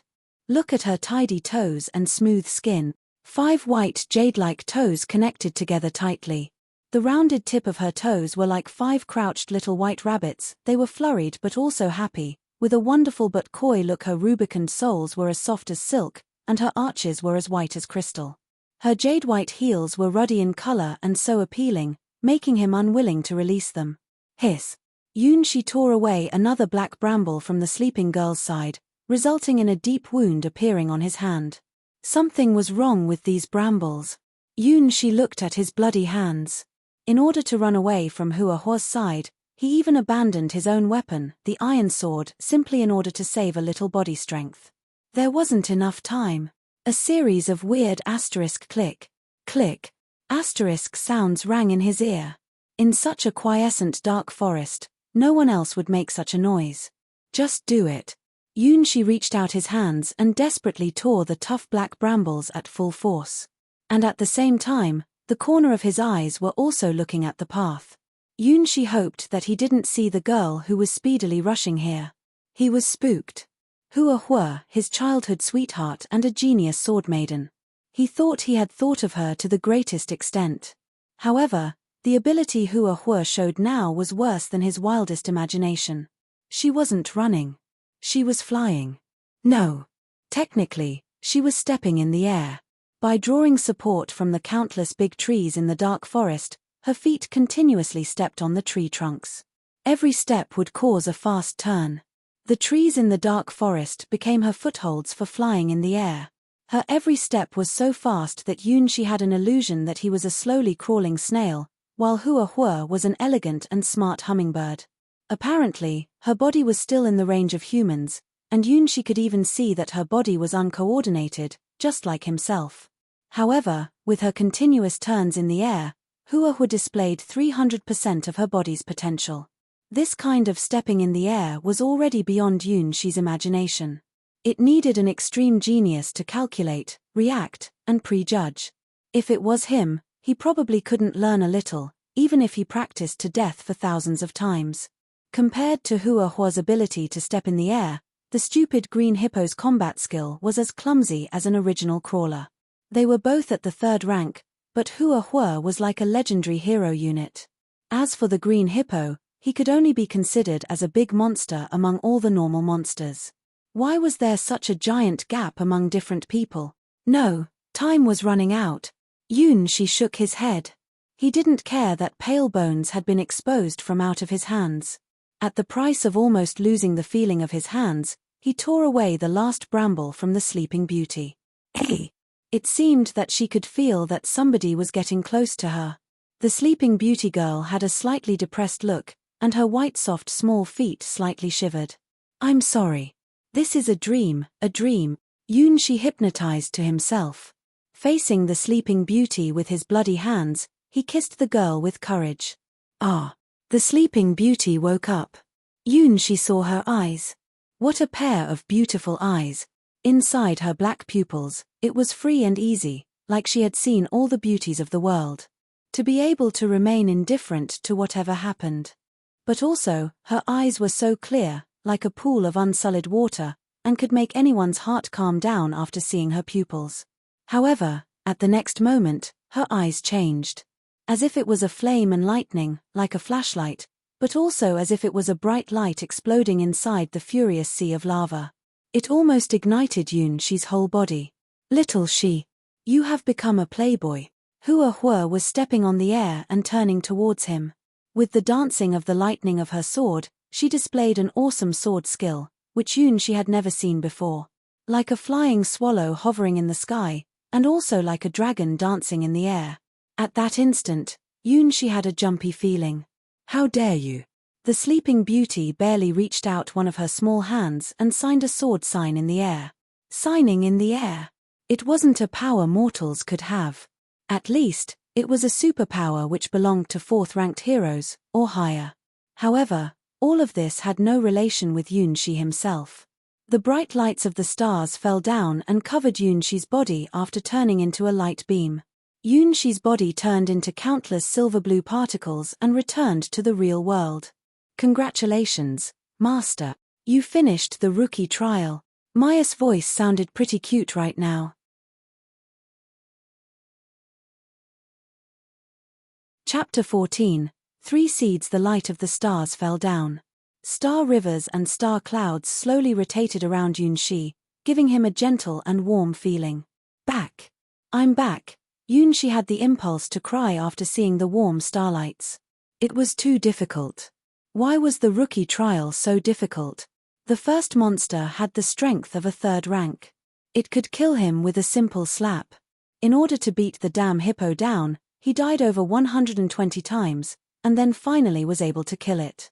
After that, the second boss, the Gatekeeper, was the first master he knew. She was the best sword genius in the town, the natural enemy whom he had no chance to win against. If the sword genius wasn't his childhood sweetheart, and she didn't have a weak point when she faced him, even if he died 1,000 times, he wouldn't be able to win against her. Even at the last minute, the seemingly quiet sleeping beauty was also quite a dangerous girl. To be honest, Even the hippo was also able to kill 10 Yunshis at the same time. Congratulations, Master. You successfully passed through the rookie trial. The stars have a good evaluation of you. Mei'er was awaiting him at the location of the stars. She happily ran towards Yunshi and directly gave him a kiss. Wait. Yunshi was pulled down on the ground by Mei'er, tasting her spellbinding kiss. Mei'er's kiss was enthusiastic and filled with a sweet aroma. Compared to the kiss of the big sister and his other childhood friends, her kiss was far deeper and sexy. Where have you learned this? He didn't find any skill in Mei'er's kiss, but her kiss was so intoxicating. You were great, Master. After kissing and licking Yunshi's face, finally, Mei'er remembered her duty. Look, we had a great harvest. A light screen appeared in front of Mei'er. It recorded Yunshi's performance during the rookie trial. On the screen, most of the video parts were of Yunshi and the green hippo fighting. His clash with his childhood sweetheart and the last kiss with the sleeping beauty didn't take up too much space, but they were continuously replayed. At the last image of the light screen, it was the evaluation of his rookie trial and the reward. Congratulations, Starchild. You finished the first step in your great trial. The first kiss was very important. The first kiss was one small step for you and one giant leap for the world. We will always accompany you. This time, please learn to use a better method to love, and don't commit the same error. The star loving system will be open to you. Then, next was Yunshi's reward in the trial. Hippo's soul, 1 star, increase, toughness, vigor, and physical strength by a bit. Achievement, plunderer of first kiss. Young girls' lips are your game. Capture them, but don't play with fire. A seed of the sword, property is selectable. You choose what kind of power you want. Yunshi had personally felt the effect of the hippo's soul. Due to the enhancement of the soul, his stiff body was improved and he finally escaped from Huahua's hands. However, what about the plunderer of first kiss? What kind of system was this? Mei'er, tell me what's this system? Yunshi said in a sullen tone and pointed to the puzzling tag. This system is a tailor-made system made after the stars referenced your past mistakes and their memory. The reason Master died last time is because you didn't understand such matters and finally capsized. This time, the Sea of Stars specially prepared a system in order to practice your ability to love, for fear that you would fall in the same mistake again. The loving system of the stars referred to as Star Loving System. It's an auxiliary system you asked the stars to make for this life's you. Mei'er innocently looked at the stunned Yunshi. Was my love really that bad in my last life? Yunshi felt his worldview being overturned. Being taught how to love by the stars. What was that? What trash was he in his last life to such an extent, had to ask the stars to do such a thing for him? Okay, let's set that aside. What's this trial about? Yunshi was barely able to accept the star-loving system. But what was this extremely weird trial about? That green hippo, his childhood sweetheart Huahua, and that obviously ridiculous powerful sleeping beauty. Where did they come from? Master, your trial is specially made by the stars. In order to help you become strong, the stars were linked to a special dream world, and prepared the unique trial world for you. Everything that appears in the trial is from the memory of the stars. There are some real events that happened, and some, the memories of the world. As for your opponents, they were specially drawn into the dream by the stars from nearest areas. Master, what kind of opponents did you face? From nearest areas. I see. Yunshi finally understood why Huahua was in his trial. Speaking of the nearest warrior, who else could it be other than Huahua? Since the stars took the near warriors as their priority objectives, of course, Huahua would be selected. However, was there really such a monster like the green hippo near the town? It was a pretty peaceful common town. Recently, he didn't even see a fox. Even the stars can't create something out of nothing.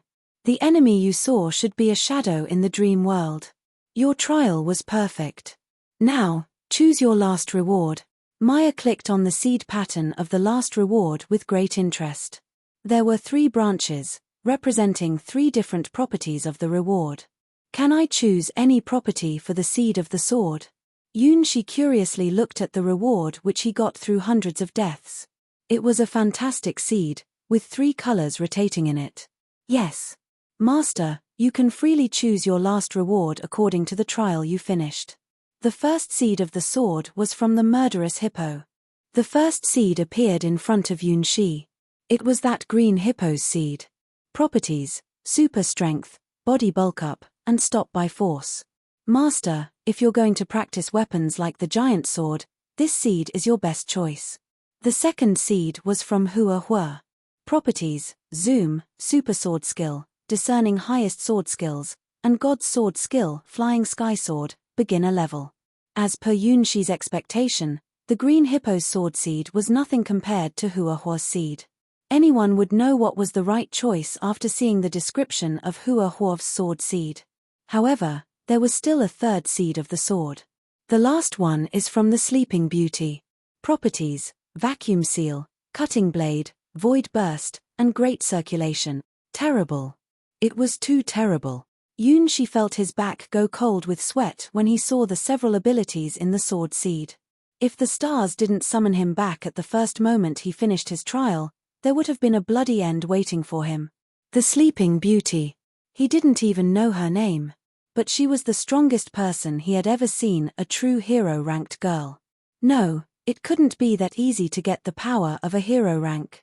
What's wrong with this seed? Yunshi quickly calmed down after seeing the different properties of the 3 seeds. It was too abnormal.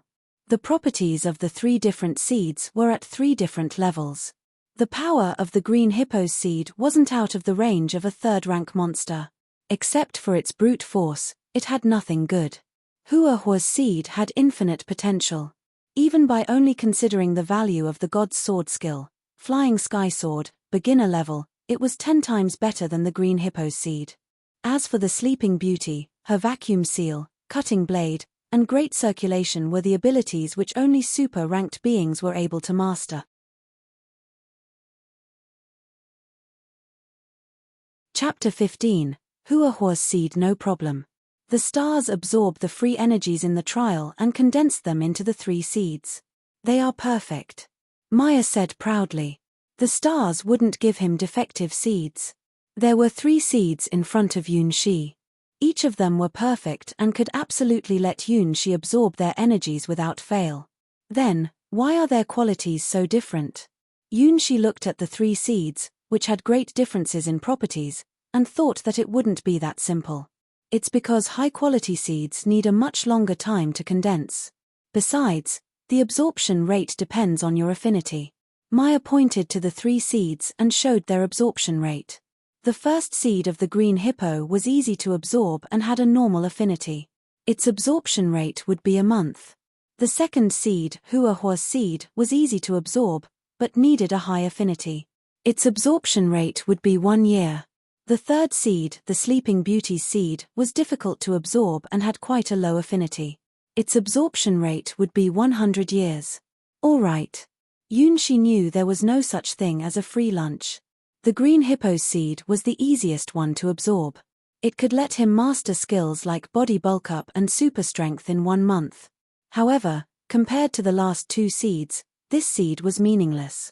Unless he opened his eyes and instantly faced death, he would be blind if he chose it. As for the other 2 seeds, each had its own merits. Hua's seed had high potential and had the highest compatibility with him amongst the 3 seeds. Considering that this seed was condensed by the stars, based on Hua's characteristics, it wasn't surprising to have such a special compatibility. The Sleeping Beauty's seed had the most terrible power, with the worst compatibility and the lowest affinity. It needed 100 years to absorb, according to the common method. Which also meant that it would be 100 times more difficult than absorbing Hua's seed. No wonder it was a seed from a warrior whose rank was above the 4th rank. Seems. I don't have any other choice. Yunshi reluctantly moved his eyes away from the Sleeping Beauty's seed, which had superpowers such as vacuum seal, cutting blade, and great circulation, and finally chose his childhood sweetheart's sword seed. In fact, among the 3 seeds, each had its own merits. The green Hippo's seed was fit for people who needed power to go to the battlefield. After all, on the battlefield, between life and death, the green hippo's iron skin and enhanced strength could bring an immediate effect. However, the battlefield was still a faraway word for Yunxi, so he naturally gave up this seed which could enhance his power instantly. Huahua's seed had unlimited potential. No matter if it was Quicksilver Motion, discerning highest level sword skills, or the marvelous God's sword skill, Flying Sky Sword, beginner level, they all showed his childhood sweetheart's uniqueness. Especially the last, God's sword skill, Flying Sky Sword, beginner level. Yunxi didn't even know his childhood sweetheart had such a miraculous sword skill. Undoubtedly, the Sleeping Beauty's seed was the strongest and most terrible seed. Unfortunately, it was too difficult for Yunxi, no matter its compatibility or affinity. Thinking it over, it was normal. After all, it was a seed from a warrior who was above the 4th rank. In this case, Huahua's seed was the most suitable for Yunxi, as if it were tailor-made for him. Besides, unlike the Green Hippo and the Sleeping Beauty, Yunxi knew Huahua very well. As he was close to the warrior herself, he had the opportunity to ask her for advice and improve himself. Give me Huahua's seed. Since he decided it, he wouldn't regret it. Even if he could have the power of a hero rank after absorbing the Sleeping Beauty's seed, Yunxi still believed that Huahua's seed wouldn't be inferior to it. Okay. Loading now, linking. Mei'er pointed at Huahua's seed, then the seed flew to Yunxi automatically. Starting link with the seed. Open the image link. Open the port, ready to absorb the mystical power of the seed. Code, Huahua. Yunxi had a fantastic feeling as he saw Huahua's seed flying into his body. It was as if there was an invisible, but real line between himself and Huahua. A series of understandings about various sword skills, which he would normally never understand, naturally appeared in his mind. As if all of Huahua's understandings about the sword were shared with him. Was this what Huahua's seed contained? He finally understood what the sword meant in the eyes of the genius sword girl, Huahua. The angle and time to brandish a sword, how to adjust the center of swords, and how to achieve Quicksilver Motion by quickly moving one's feet. It also included the Flying Sky Sword, which Yunxi could only touch the edge of, but couldn't reach. The more he came in contact with the power of Huahua's sword through the seed, the more powerful Yunxi felt from his childhood sweetheart was. Her talent on the sword skill was definitely not only at the 3rd rank. Now, he only understood 1/10 of her sword skills. However, now he had the confidence to use the iron sword to kill that aggressive green hippo in only 3 strikes. Huahua's seed was so powerful. Now, what's my swordsman rank? Yunxi felt good about himself after receiving Huahua's seed. Well, you should have reached the 3rd rank at your combat reflexes on the sword. But master, your body is still at the 1st rank. At the next trial, you will meet with more enemies. Later, don't forget to hunt and get more souls to enhance your body. Mei'er gave him a fair appraisal after evaluating Yunxi's current status. Yeah. A 3rd-ranked sword intuition with a 1st-rank body. Yunxi murmured, and for the first time, felt something magical about the love system of the stars. Become strong by loving. It seemed that this was the road the special trial system wanted him to walk on. Looking at his seed and finding that it was only processed to 10%, Yunxi couldn't help but imagine the power he would have after the absorption is complete. It was worthy of being Huahua's seed. Its potential at 10% had given him a 3rd-rank combat intuition. Master, we should go. The next trial will be in 1 week. Let me warm your bed. Mei'er expectantly looked at Yunxi. This was her most anticipated happy moment. A fairy who could help him warm his bed. He never had such a fantastic creature. Sunlight came in through the window and illuminated the bed of the 2nd floor of the bread shop. Yunxi naturally opened his eyes. Mei'er? Yunxi asked, and an unexpected terror and shivering spread throughout his body. Not only that. He was completely exhausted. Splitting pain clawed through Yunxi's body. Arth. Yunxi's scream rang in the tiny room and he huddled his whole body on his bed like a big baby. If it wasn't for the breathing method that ran itself automatically and helped him balance his body, he would have fainted. The trial needed a price, but the stars helped Yunxi shield most of the negative effect from the trial. However, after he returned to the real world, they bursted out together in a flash. If he hadn't absorbed 10% of Huahua's seed, the pain would have overdrafted his limits and would have made him lay in bed for 10 days. Mei'er, you should have warned me earlier. She laid on his bed and almost vomited. Woof. The star fairy was in the form of a little golden dog. She reached out her paw and helped she wipe his sweat. You can't turn into human form? She was a little confused after finding out that Mei'er couldn't turn into a beautiful girl in the real world. Woof. The little golden dog Mei'er nodded first, then stretched out her fluffy little claw and wrote in the air, "Temporarily, I can't. But master, you can transfer your star power into my body after you become stronger.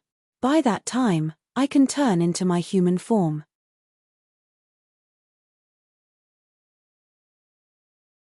Chapter 16. Huahua arrives at the door. So that's how it is, then I'll look forward to when you grow up. He was somewhat slightly disappointed.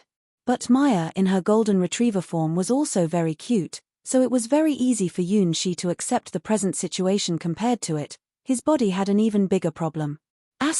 Crackle. Countless electrical currents rapidly flowed in She's body. The exhaustions, fatigues, and side effects, as the aftermath after he fought 121 rounds with the green hippo, followed with the deathmatch and fleeing from Huahua, finally bursted out in one breath. "It hurts. It hurts. It hurts. It hurts. It hurts." From his fingertips to the tip of his toe, from the top of his head to the furthest part of his spinal bone, all of his muscles and nerves were howling, wailing, twisting, and convulsing. "Master, take a deep breath quickly." Mei'er's small paw reluctantly carved a fainter and hollow character. It was as if using this ability would consume her spiritual force greatly. Huff, ha. Following Mei'er's guidance, she began to apply the sword ART's seed and using the breathing method he learned from Huahua. At first, merely keeping his breathing rhythm like this was extremely difficult. Had she only relied on his half-completed breathing rhythm his eyes and ears learned from Huahua's breathing method, he would definitely have failed halfway. Fortunately, what she learned now was the true and genuine sword ART's seed that carried along with it other methods of which he didn't know how many levels higher compared to his half-completed breathing method was. It was maybe close to a secret and perfect mortal grade breathing method. Huff, ha, huff, ha. The rhythm was that for each breath he inhaled, he must exhale twice. Due to every part of his body being in pain, along with each breath taken, his organs absorbed his body fluids, which will then be dissolved in his chest and abdomen. Afterward, a strand of warm heat slowly flowed and spread out from his stomach and chest, healing the distorted nerve network and muscles in She's body. For each breath he took in, She could feel that the balance in his body became more splendid. Even his life force was strengthening. This was, without a doubt, the highest mortal grade breathing method and the most secretive amongst them, too. In the trial, he had tempered himself and experienced 120 deaths before he was finally able to fully adapt to the situation. Had it been Huahua, she would have fully adapted within several breaths. The huge disparity in natural talent between people could sometimes really make a person despair. However, after receiving the star seed from Huahua, he had, at the very least, about 1/10 of Huahua's talent right now. Even if it was only 1/10, it cannot be underestimated, since the talent condensed in this starseed was Huahua's sensibility toward the sword arts, her mastery over combat skill, as well as that unfathomable god's sword skill, heavenly flying sword, beginner level.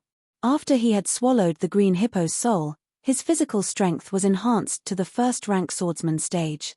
And Huahua's seed was absolutely a giant treasure trove that was momentarily waiting for his growth. If he could completely fuse with this sword ART's seed from Huahua, it would be equivalent to being in the same sword realm as her. He only needed to absorb enough physical attributed souls to improve, then his battle efficiency would have a tremendous leap after 1 year. Huahua was a third-ranked sword maiden. However, she was not your ordinary third rank.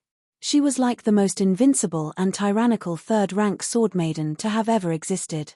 Even though the green hippo was also a third-rank beast, even if Huahua was alone, she could kill 10 of them. Amazing, it's truly worthy of being Huahua's seed. After 100 breaths and having adjusted his body, Yunshi felt that he was finally able to move. Even though he could only stand creakily and was quickly drenched with his own sweat, but Yunshi felt like he just obtained a new life.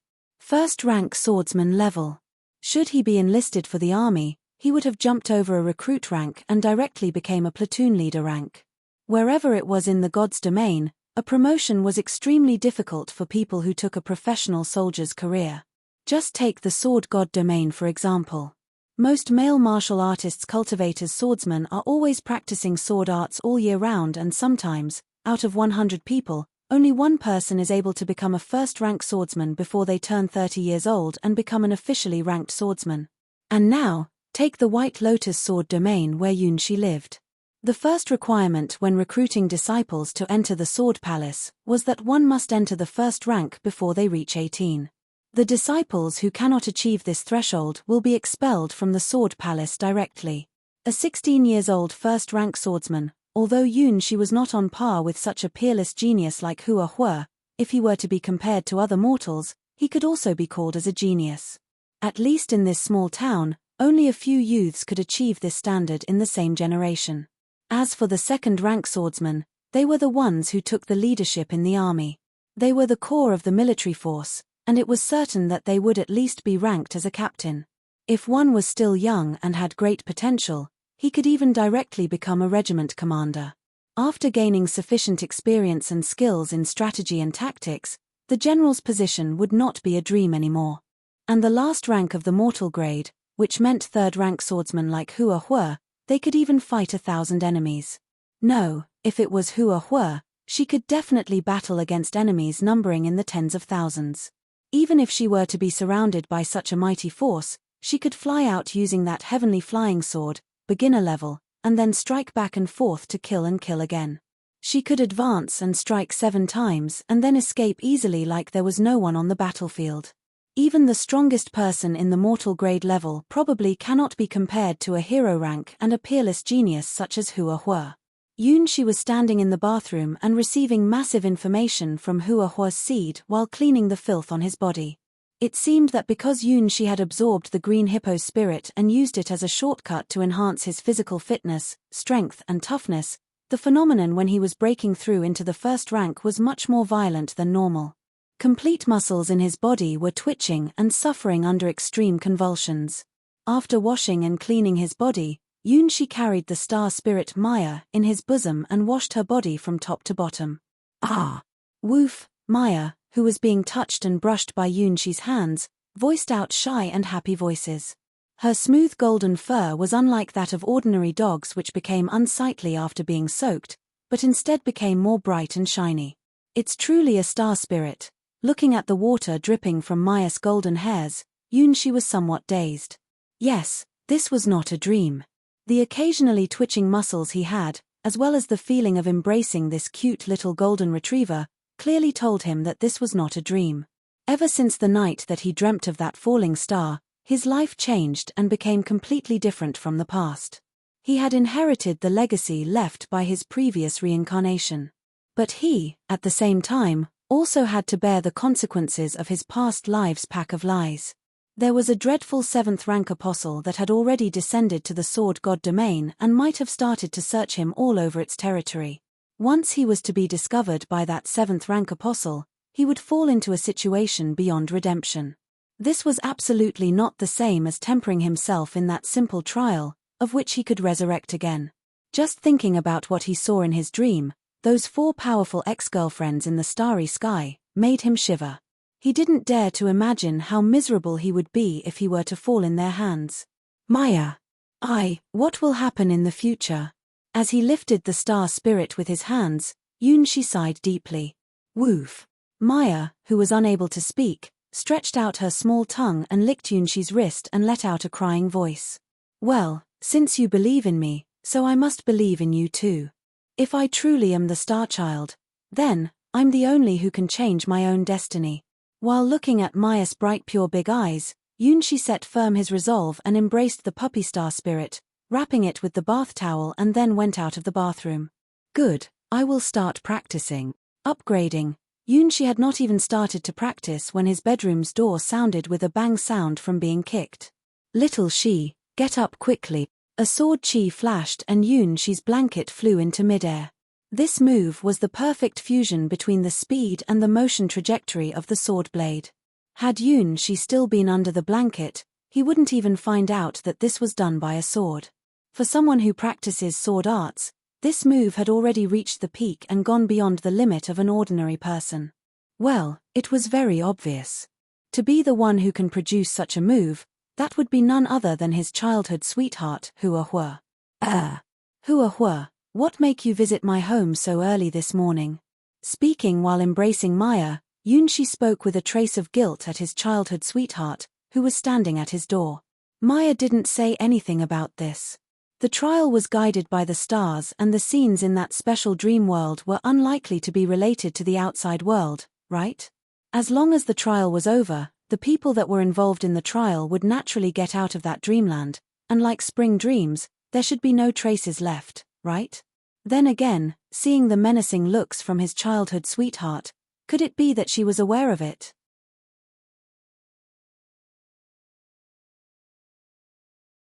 Chapter 17. Precious Mei'er Little She. Hua Hua found that Yun Shi wasn't on his bed and turned around immediately. Then, she saw Yun Shi who was half naked and only wrapped in a bath towel. Alas! Hua Hua was taught to be a lady of the sword since her childhood. She had no immunity in face of such a sudden impact. Hua Hua, wait. Yun Shi understood his childhood sweetheart too well.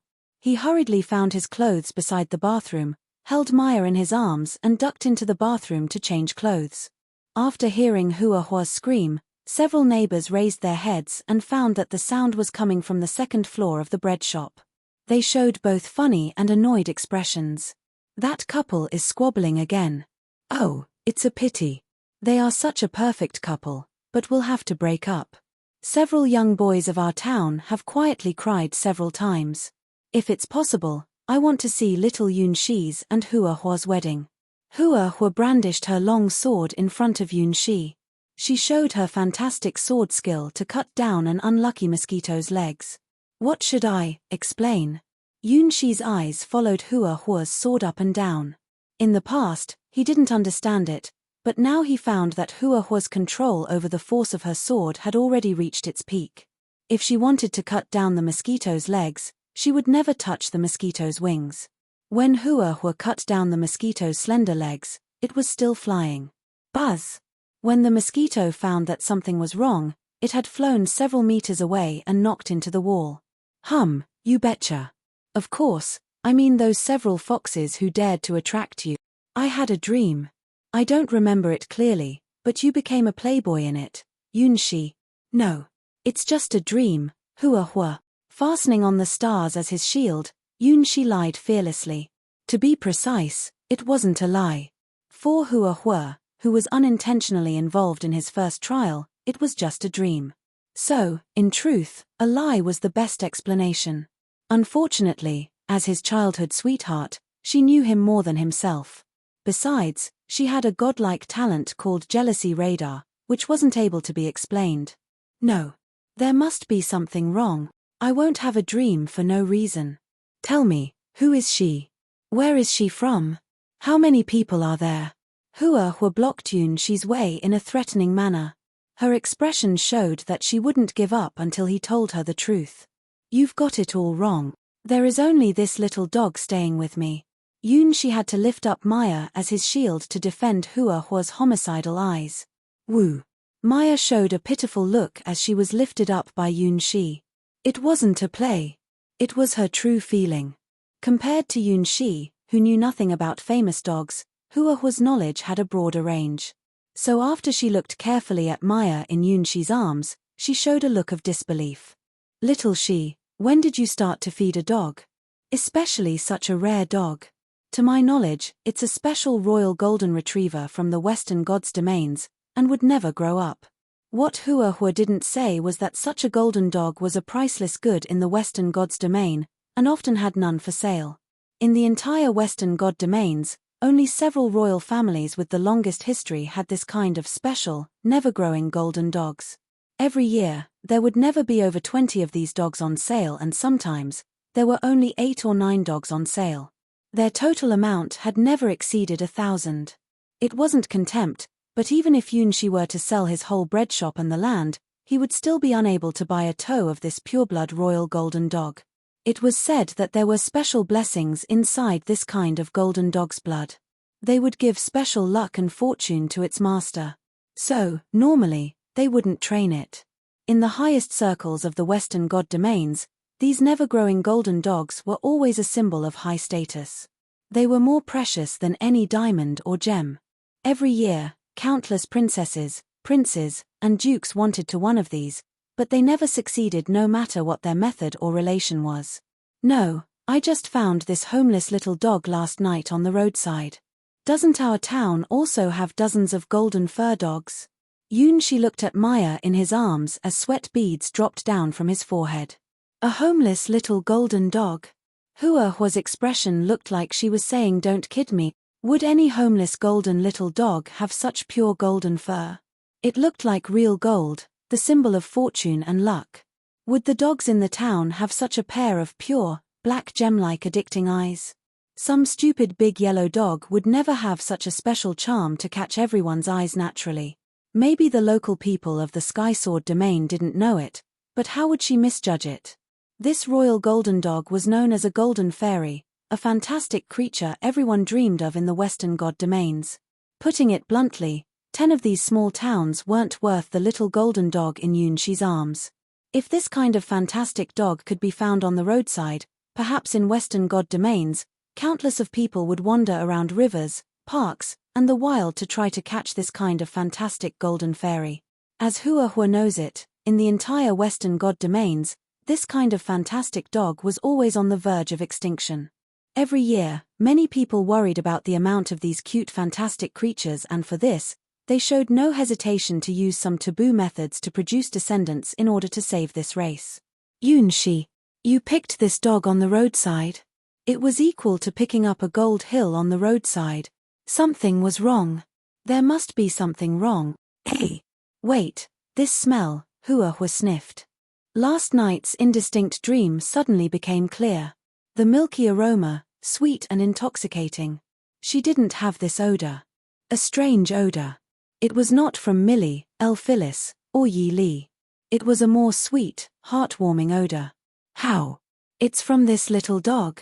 By following the smell, finally, Hua found the suspect who made her unable to sleep until early morning. Yes, it's from Mei'er. You must be misunderstanding something. This time, Yunshi was so thankful that Mei'er was in his bed in the form of a little golden dog.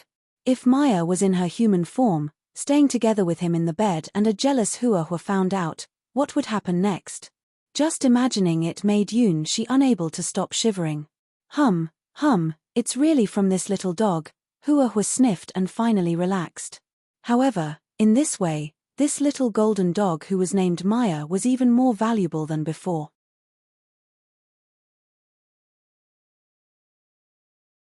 Chapter 18. Yunshi's potential as a royal blood golden dog whose body had a special aroma.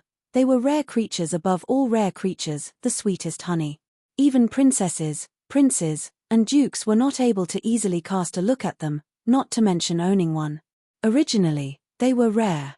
The chance to breed such a special individual was even more outrageously low. There wouldn't be over 5 golden dogs that good in the entire Western god domains. Little she, where did you find this little dog? The more she observed the little golden dog, the more unique characteristics Hua found. Hey! In front of the door of my shop. The little guy was hungry and ran in, so I gave it several pieces of bread crusts, then it got close to me. I think it's pitiful, so I decided to keep it. Yunshi lied about Mei'er's story and nervously looked at Hua. What bad luck. Had Hua found something? Indeed. Mei'er wasn't a golden dog. She was a star fairy, an unique being. She was 1,000,000 times more precious than any special breed golden dog. You fed it bread crusts? Hua wordlessly looked at Mei'er happily staying in Yunshi's arms. The princesses in the Western god domains always dreamed of having a royal blood golden dog. If they knew what Yunshi used to feed this little honey, they would scream loudly. In the Western god domains, these golden dogs who had royal blood were also known as golden fairy. They were fed precious milk cakes from their puppyhood. They would never put their feet in soil, for fear that the soil would dirty their beautiful golden fur. The milk cakes were made from the best quality milk. These prideful golden princesses wouldn't take a look at any milky cakes lower than a 5th rank. No one knew the reason, but nobody saw any male dogs with the blood of golden fairy. They were all doggy princesses. So, these little cuties had a nickname, Golden Princess. She was a 3rd rank baker. Even if he made dessert using the best ingredients and production method, presenting it to the real royal golden princesses, he would get nothing but their supercilious eyes. The prideful golden fairies were really charming. No girl could escape from their charm after touching these Pokémon-like fantastic creatures. In her childhood, Hua once hugged such a golden fairy, so she knew pretty well that the one in Yunshi's arms was of the highest grade. If he sold this little guy, Mei'er, the fans of the golden fairy, the princesses of the western god domains would definitely raise a ruckus. Look. It likes bread. It's not that hard to feed it. As she didn't know that Hua misunderstood Mei'er's identity, he picked up breadcrumbs beside his bed and put them in front of Mei'er. Munch munch Mei'er licked Yunshi's hands. No, the breadcrumbs, again and again, with a happy smile. Now, she could stay with Master, help Master warm his bed and lick her master. What a happy life. Strange. It's not picky about food. As she looked at Mei'er happily licking the breadcrumbs, Hua was confused about her judgment. In the western god domains, the golden princesses were more pampered than real princesses. She never heard of any golden princess that would be able to eat rough breadcrumbs with such a happy face. Maybe she did make a mistake. This little golden dog just looks like a golden princess, but actually, it would grow up. Was it simply a cute, but a common golden dog? Hey, Mei'er, come here. Let's shake hands. She asked Mei'er to sit down as she reached out her little paws. As Yunshi's personal star fairy, Mei'er had a special, unspoken consensus with Yunshi and didn't need any training. Once Yunshi said shake hands, she quietly sat down and stretched out her little paw, softly patting Yunshi's small hand. Mei'er.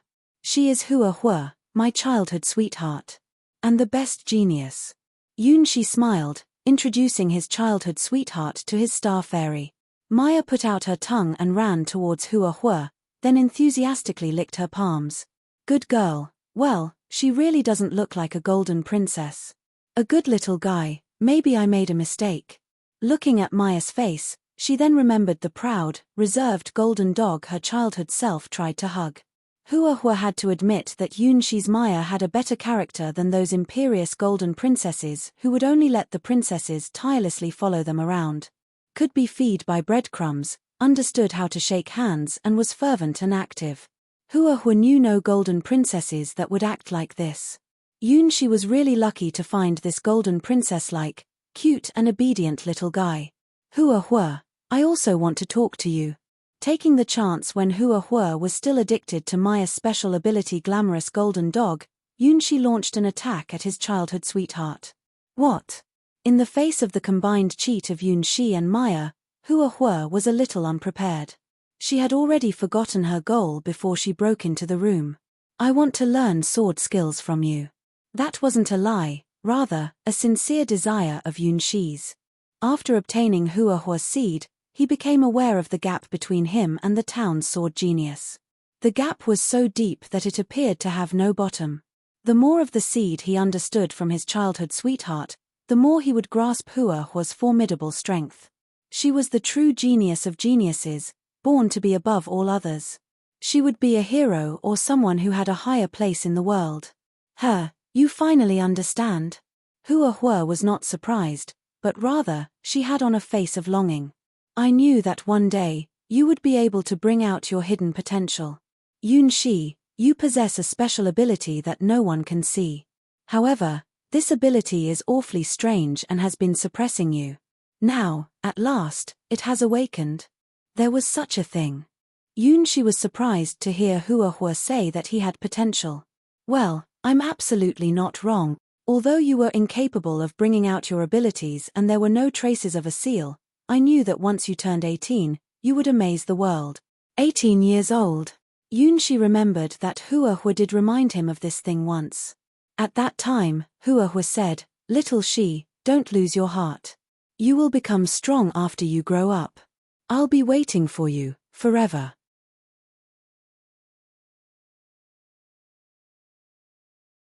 Chapter 19. Accelerated Seeds. With the "closed for today" sign hung in front of his shop, Yunshi was jogging while holding Mei'er in his bosom along with Huahua toward the river outside of the town. 1, 2, 1, 2, yes, that's it. Maintain the breathing rhythm, adjust your pace. Excellent. Huahua looked at Yunshi, who was running beside her, with a rare happy expression on her face. At this moment, Yunshi was practicing the breathing method which she had been diligently trying to instill into him. "This is all thanks to you," Yunshi sincerely thanked his childhood sweetheart. Without this breathing method, it would have been impossible for him to win the deathmatch with the green hippo and do such a splendid performance. Regarding her praise, Yunshi was actually very ashamed. The reason he could perfectly execute this breathing method was completely because he had absorbed the memories of sword arts from Huahua's seed.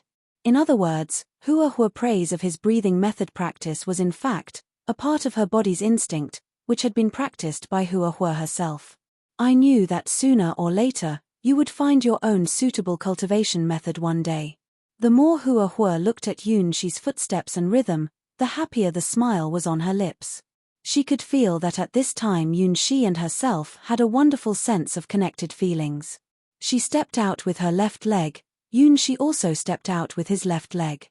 She stepped out with her right foot, Yunshi also stepped out with his right foot.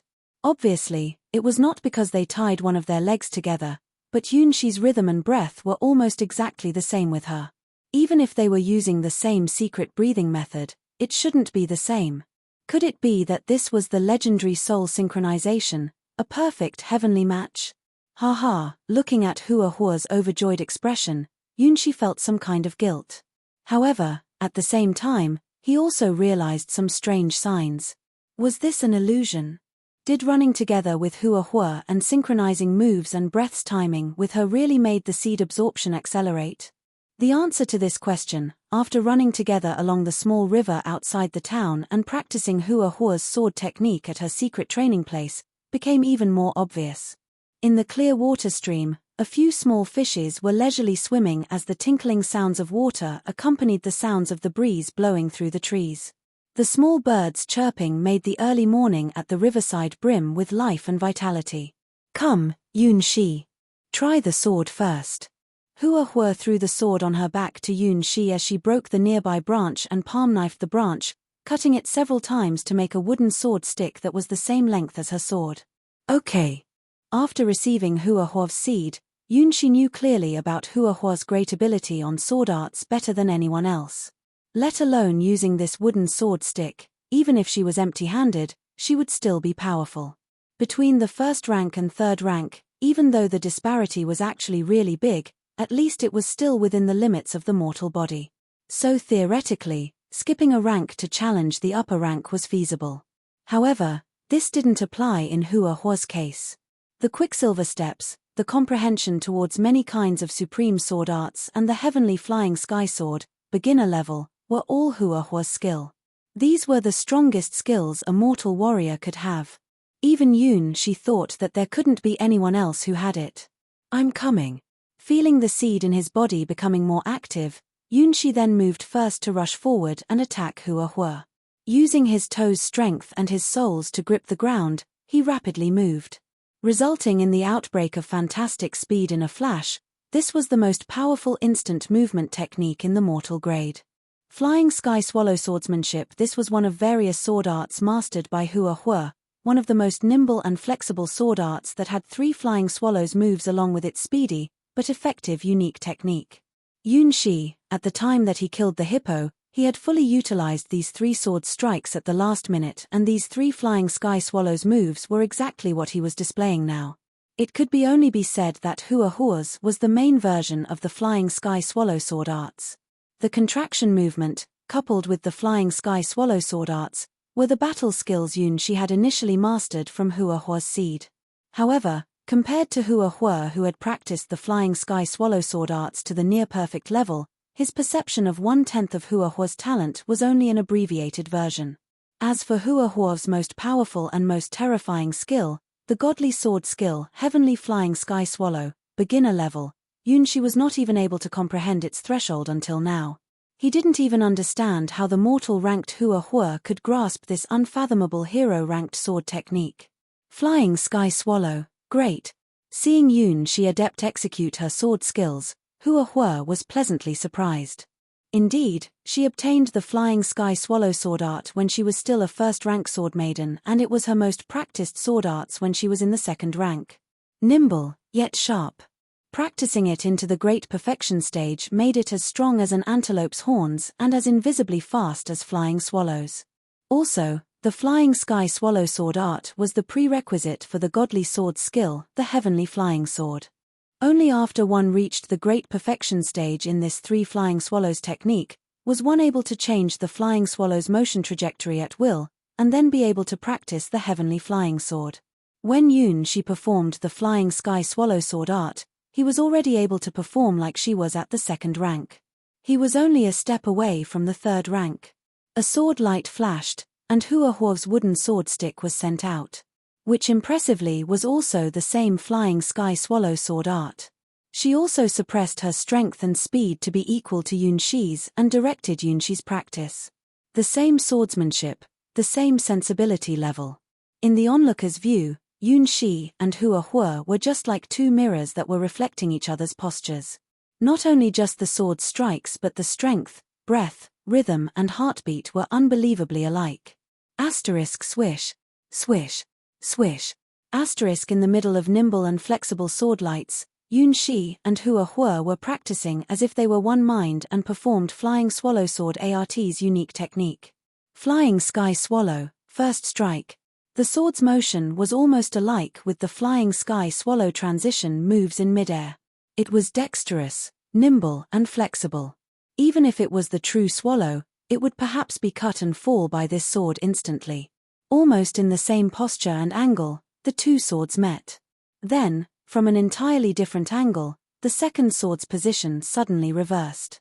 Flying Sky Swallow, second strike.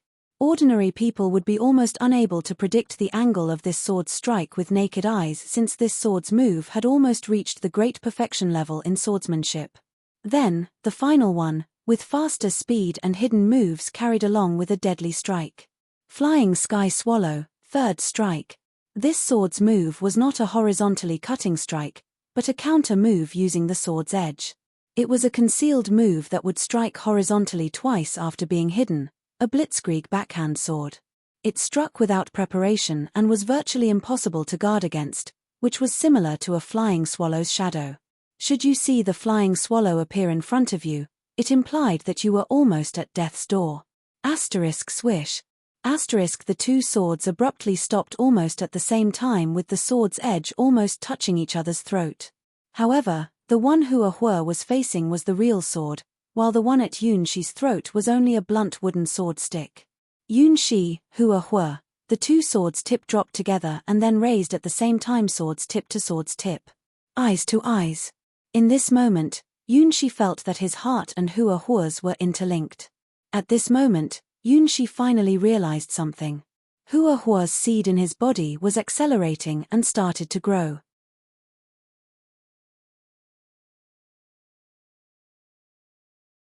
Chapter 20. Jealous Eyes. It was not an illusion. The seed was really growing rapidly. Its pace of growth was 10 times faster than usual. Yunshi could even see its rapid growth with his eyes. At the beginning, when he just finished the trial and woke up in his room, the completion of Huahup's seed was about 10%, which was quite fit to be the last reward of the star trial. However, as he did 3 continuous attacks using the flying swallow just now while practicing with Huahua, the completion of the seed suddenly rose to 15%. If it were via the normal method, he should have achieved this only after half a month. Little she, you have awakened your talent on sword skills. Huahua smiled like the spring sunshine and summer fireworks. It was very bright and resplendent. Nothing was more exciting than to walk on the path, linked together by the heart and practicing the same sword skills with her own lover. Certainly, Yunxi and herself were a pair of natural lovers and no one could separate them. She firmly believed that someday Yunxi would amaze the world. At first, she was simply curious about him. From the prosperous Western God domains, she came to a remote small town of the White Lotus Sword domain. She knew no one here. At this time, Yunxi came to her and drew her attention. She couldn't overcome her feelings of wanting no more of his secrets. As time passed, her curiosity turned into familiarity and closeness. She became his childhood sweetheart as they grew up together. Every day, hour, minute, or second she and he stayed together was a precious treasure which she never could replace. Yunxi didn't know her identity, didn't know where she was from and didn't know the reason why she had to come here.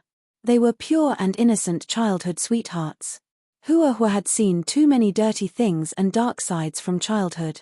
The days she was in the town, the time she shared with Yunxi, was her most precious gift and could never be replaced. Now, Yunxi was waking up to his talents. She was proud of him and felt happier than anyone. This was her Yunxi, her childhood sweetheart, the person who held her hands and grew up together with her. So I hope you can teach me sword skills. Referring to the talent about sword skills, Yunxi felt ashamed. If he did wake up his talent on sword skills as Hua said, he wouldn't be like he was. He took another secret glance and found the completion of the seed had already grown to 17% and started to stabilize. He felt he had understood Hua's understanding about sword skills and the secret of quicksilver motion. Even the beginner skill, God's sword skill, Flying Sky Sword, which was within his sight, but beyond his reach, he also grasped little clues of. All these were continuously absorbed by Yunxi through the 17% processed seed. The loving system of the stars, did it mean, through Hua and his sword practicing, Yunxi vaguely grasped something. Again. Hua smiled sweetly and raised her wooden sword. All right. Yunxi also raised his wooden sword, filled with anticipation. Again. He didn't need any hints, Yunxi heard Hua's seed emit a pleasant hum. This seed he got from Hua was like a little life who was buried in the earth, hearing the sound of the coming spring. It tried its best to take root and sprout, wanting to break out from the soil. With the dancing light of their two swords, Yunxi once again clearly felt how the seed was growing in their pair exercise. As he got more closer to Hua, he had a higher closeness with her, and more invisible lines extended out from his body. His absorption of Hua's talent grew faster along with his understanding of sword skills. He finally understood that the seeds could be accelerated in this way. No wonder the trial of the stars said that Hua's seed was easy to absorb and he had a very high affinity with it. If he chose the Sleeping Beauty's seed at that time and had also found a way to get in contact with this powerful girl from nearby the town in the real world, he could also improve the pace of the seed's growth this way. Yunxi imagined it for a second. He thought if so, maybe it wouldn't take him 100 years to absorb the seed. Of course, this was just his wishful imagination. Till now, he still didn't know a girl who had the abilities of vacuum seal, cutting blade, void burst, and great circulation, or who the Sleeping Beauty was. He was just the second-generation successor of the bread shop. It was impossible to get in contact with such a warrior at the hero rank. Keep focus, little she. Settle your mind as still as water, then you can reflect the shadow of swallows. Yunxi just imagined the seed of the mysterious Sleeping Beauty and Hua's childhood sweetheart's jealous radar immediately launch. At the same time, Yunxi found the improving speed of the seed suddenly began to fall, which meant that the link between Hua and himself had a serious failure. I know. Yunxi immediately tried to forget the Sleeping Beauty, especially her little snow-white feet and soft pink lips, and began to focus on the practice. Flying swallow, first strike. Second strike. Third strike. The completion of the seed continued to rise, 18% done, 19% done, 20% done. After 3 continuous updated points, the acceleration of Hua's seed finally stopped. It wasn't that the seed had problems, but simply because Yunxi's body was unable to absorb any new sword skills from Hua. Yunxi's first-rank body has become the biggest cork to improve himself. Hua's seed gave Yunxi power in the spiritual dimension but wasn't directly enhancing his body. Well, that's all for today. Hua seemingly had found that Yunshi had reached his limit, so she decisively stopped their practice. Well done, little she. I can assure you that you are the strongest first-rank swordsman in the town. Thanks. Sorry for troubling you. Now, it showed how big the gap was between a third-rank body and a first-rank body. They used the same swallow strike dozens of times, but Hua still kept on her normal pace. She wasn't even sweating. However, Yunshi was already sweating all over, and almost used up all of his physical strength. Because he continuously used the Quicksilver steps, his feet had twitched many times. Don't worry, take it easy. There's plenty of time. Hua stretched out her hands and drew out her handkerchief, then gently wiped the sweat off from Yunshi's forehead. Aha, this is my childhood sweetheart. Talented, but never relaxed, strong, but also gentle, simultaneously holding the advantage as an actively twin-tail girl and a Madwill maiden. If she wasn't that jealous, she would be more perfect. Yunshi sighed but didn't find that in the nearby woods, a pair of jealous eyes were looking steadfastly at this pair of lovers. You're tuning in to the Dreamy Chapters YouTube channel. We're so grateful for your support, and don't forget to subscribe to join us on this incredible journey through captivating stories. Your generosity through donations truly makes a world of difference, as it's the primary source of revenue that allows me to expand and enhance this channel for you. Thank you from the bottom of my heart for being a part of this adventure.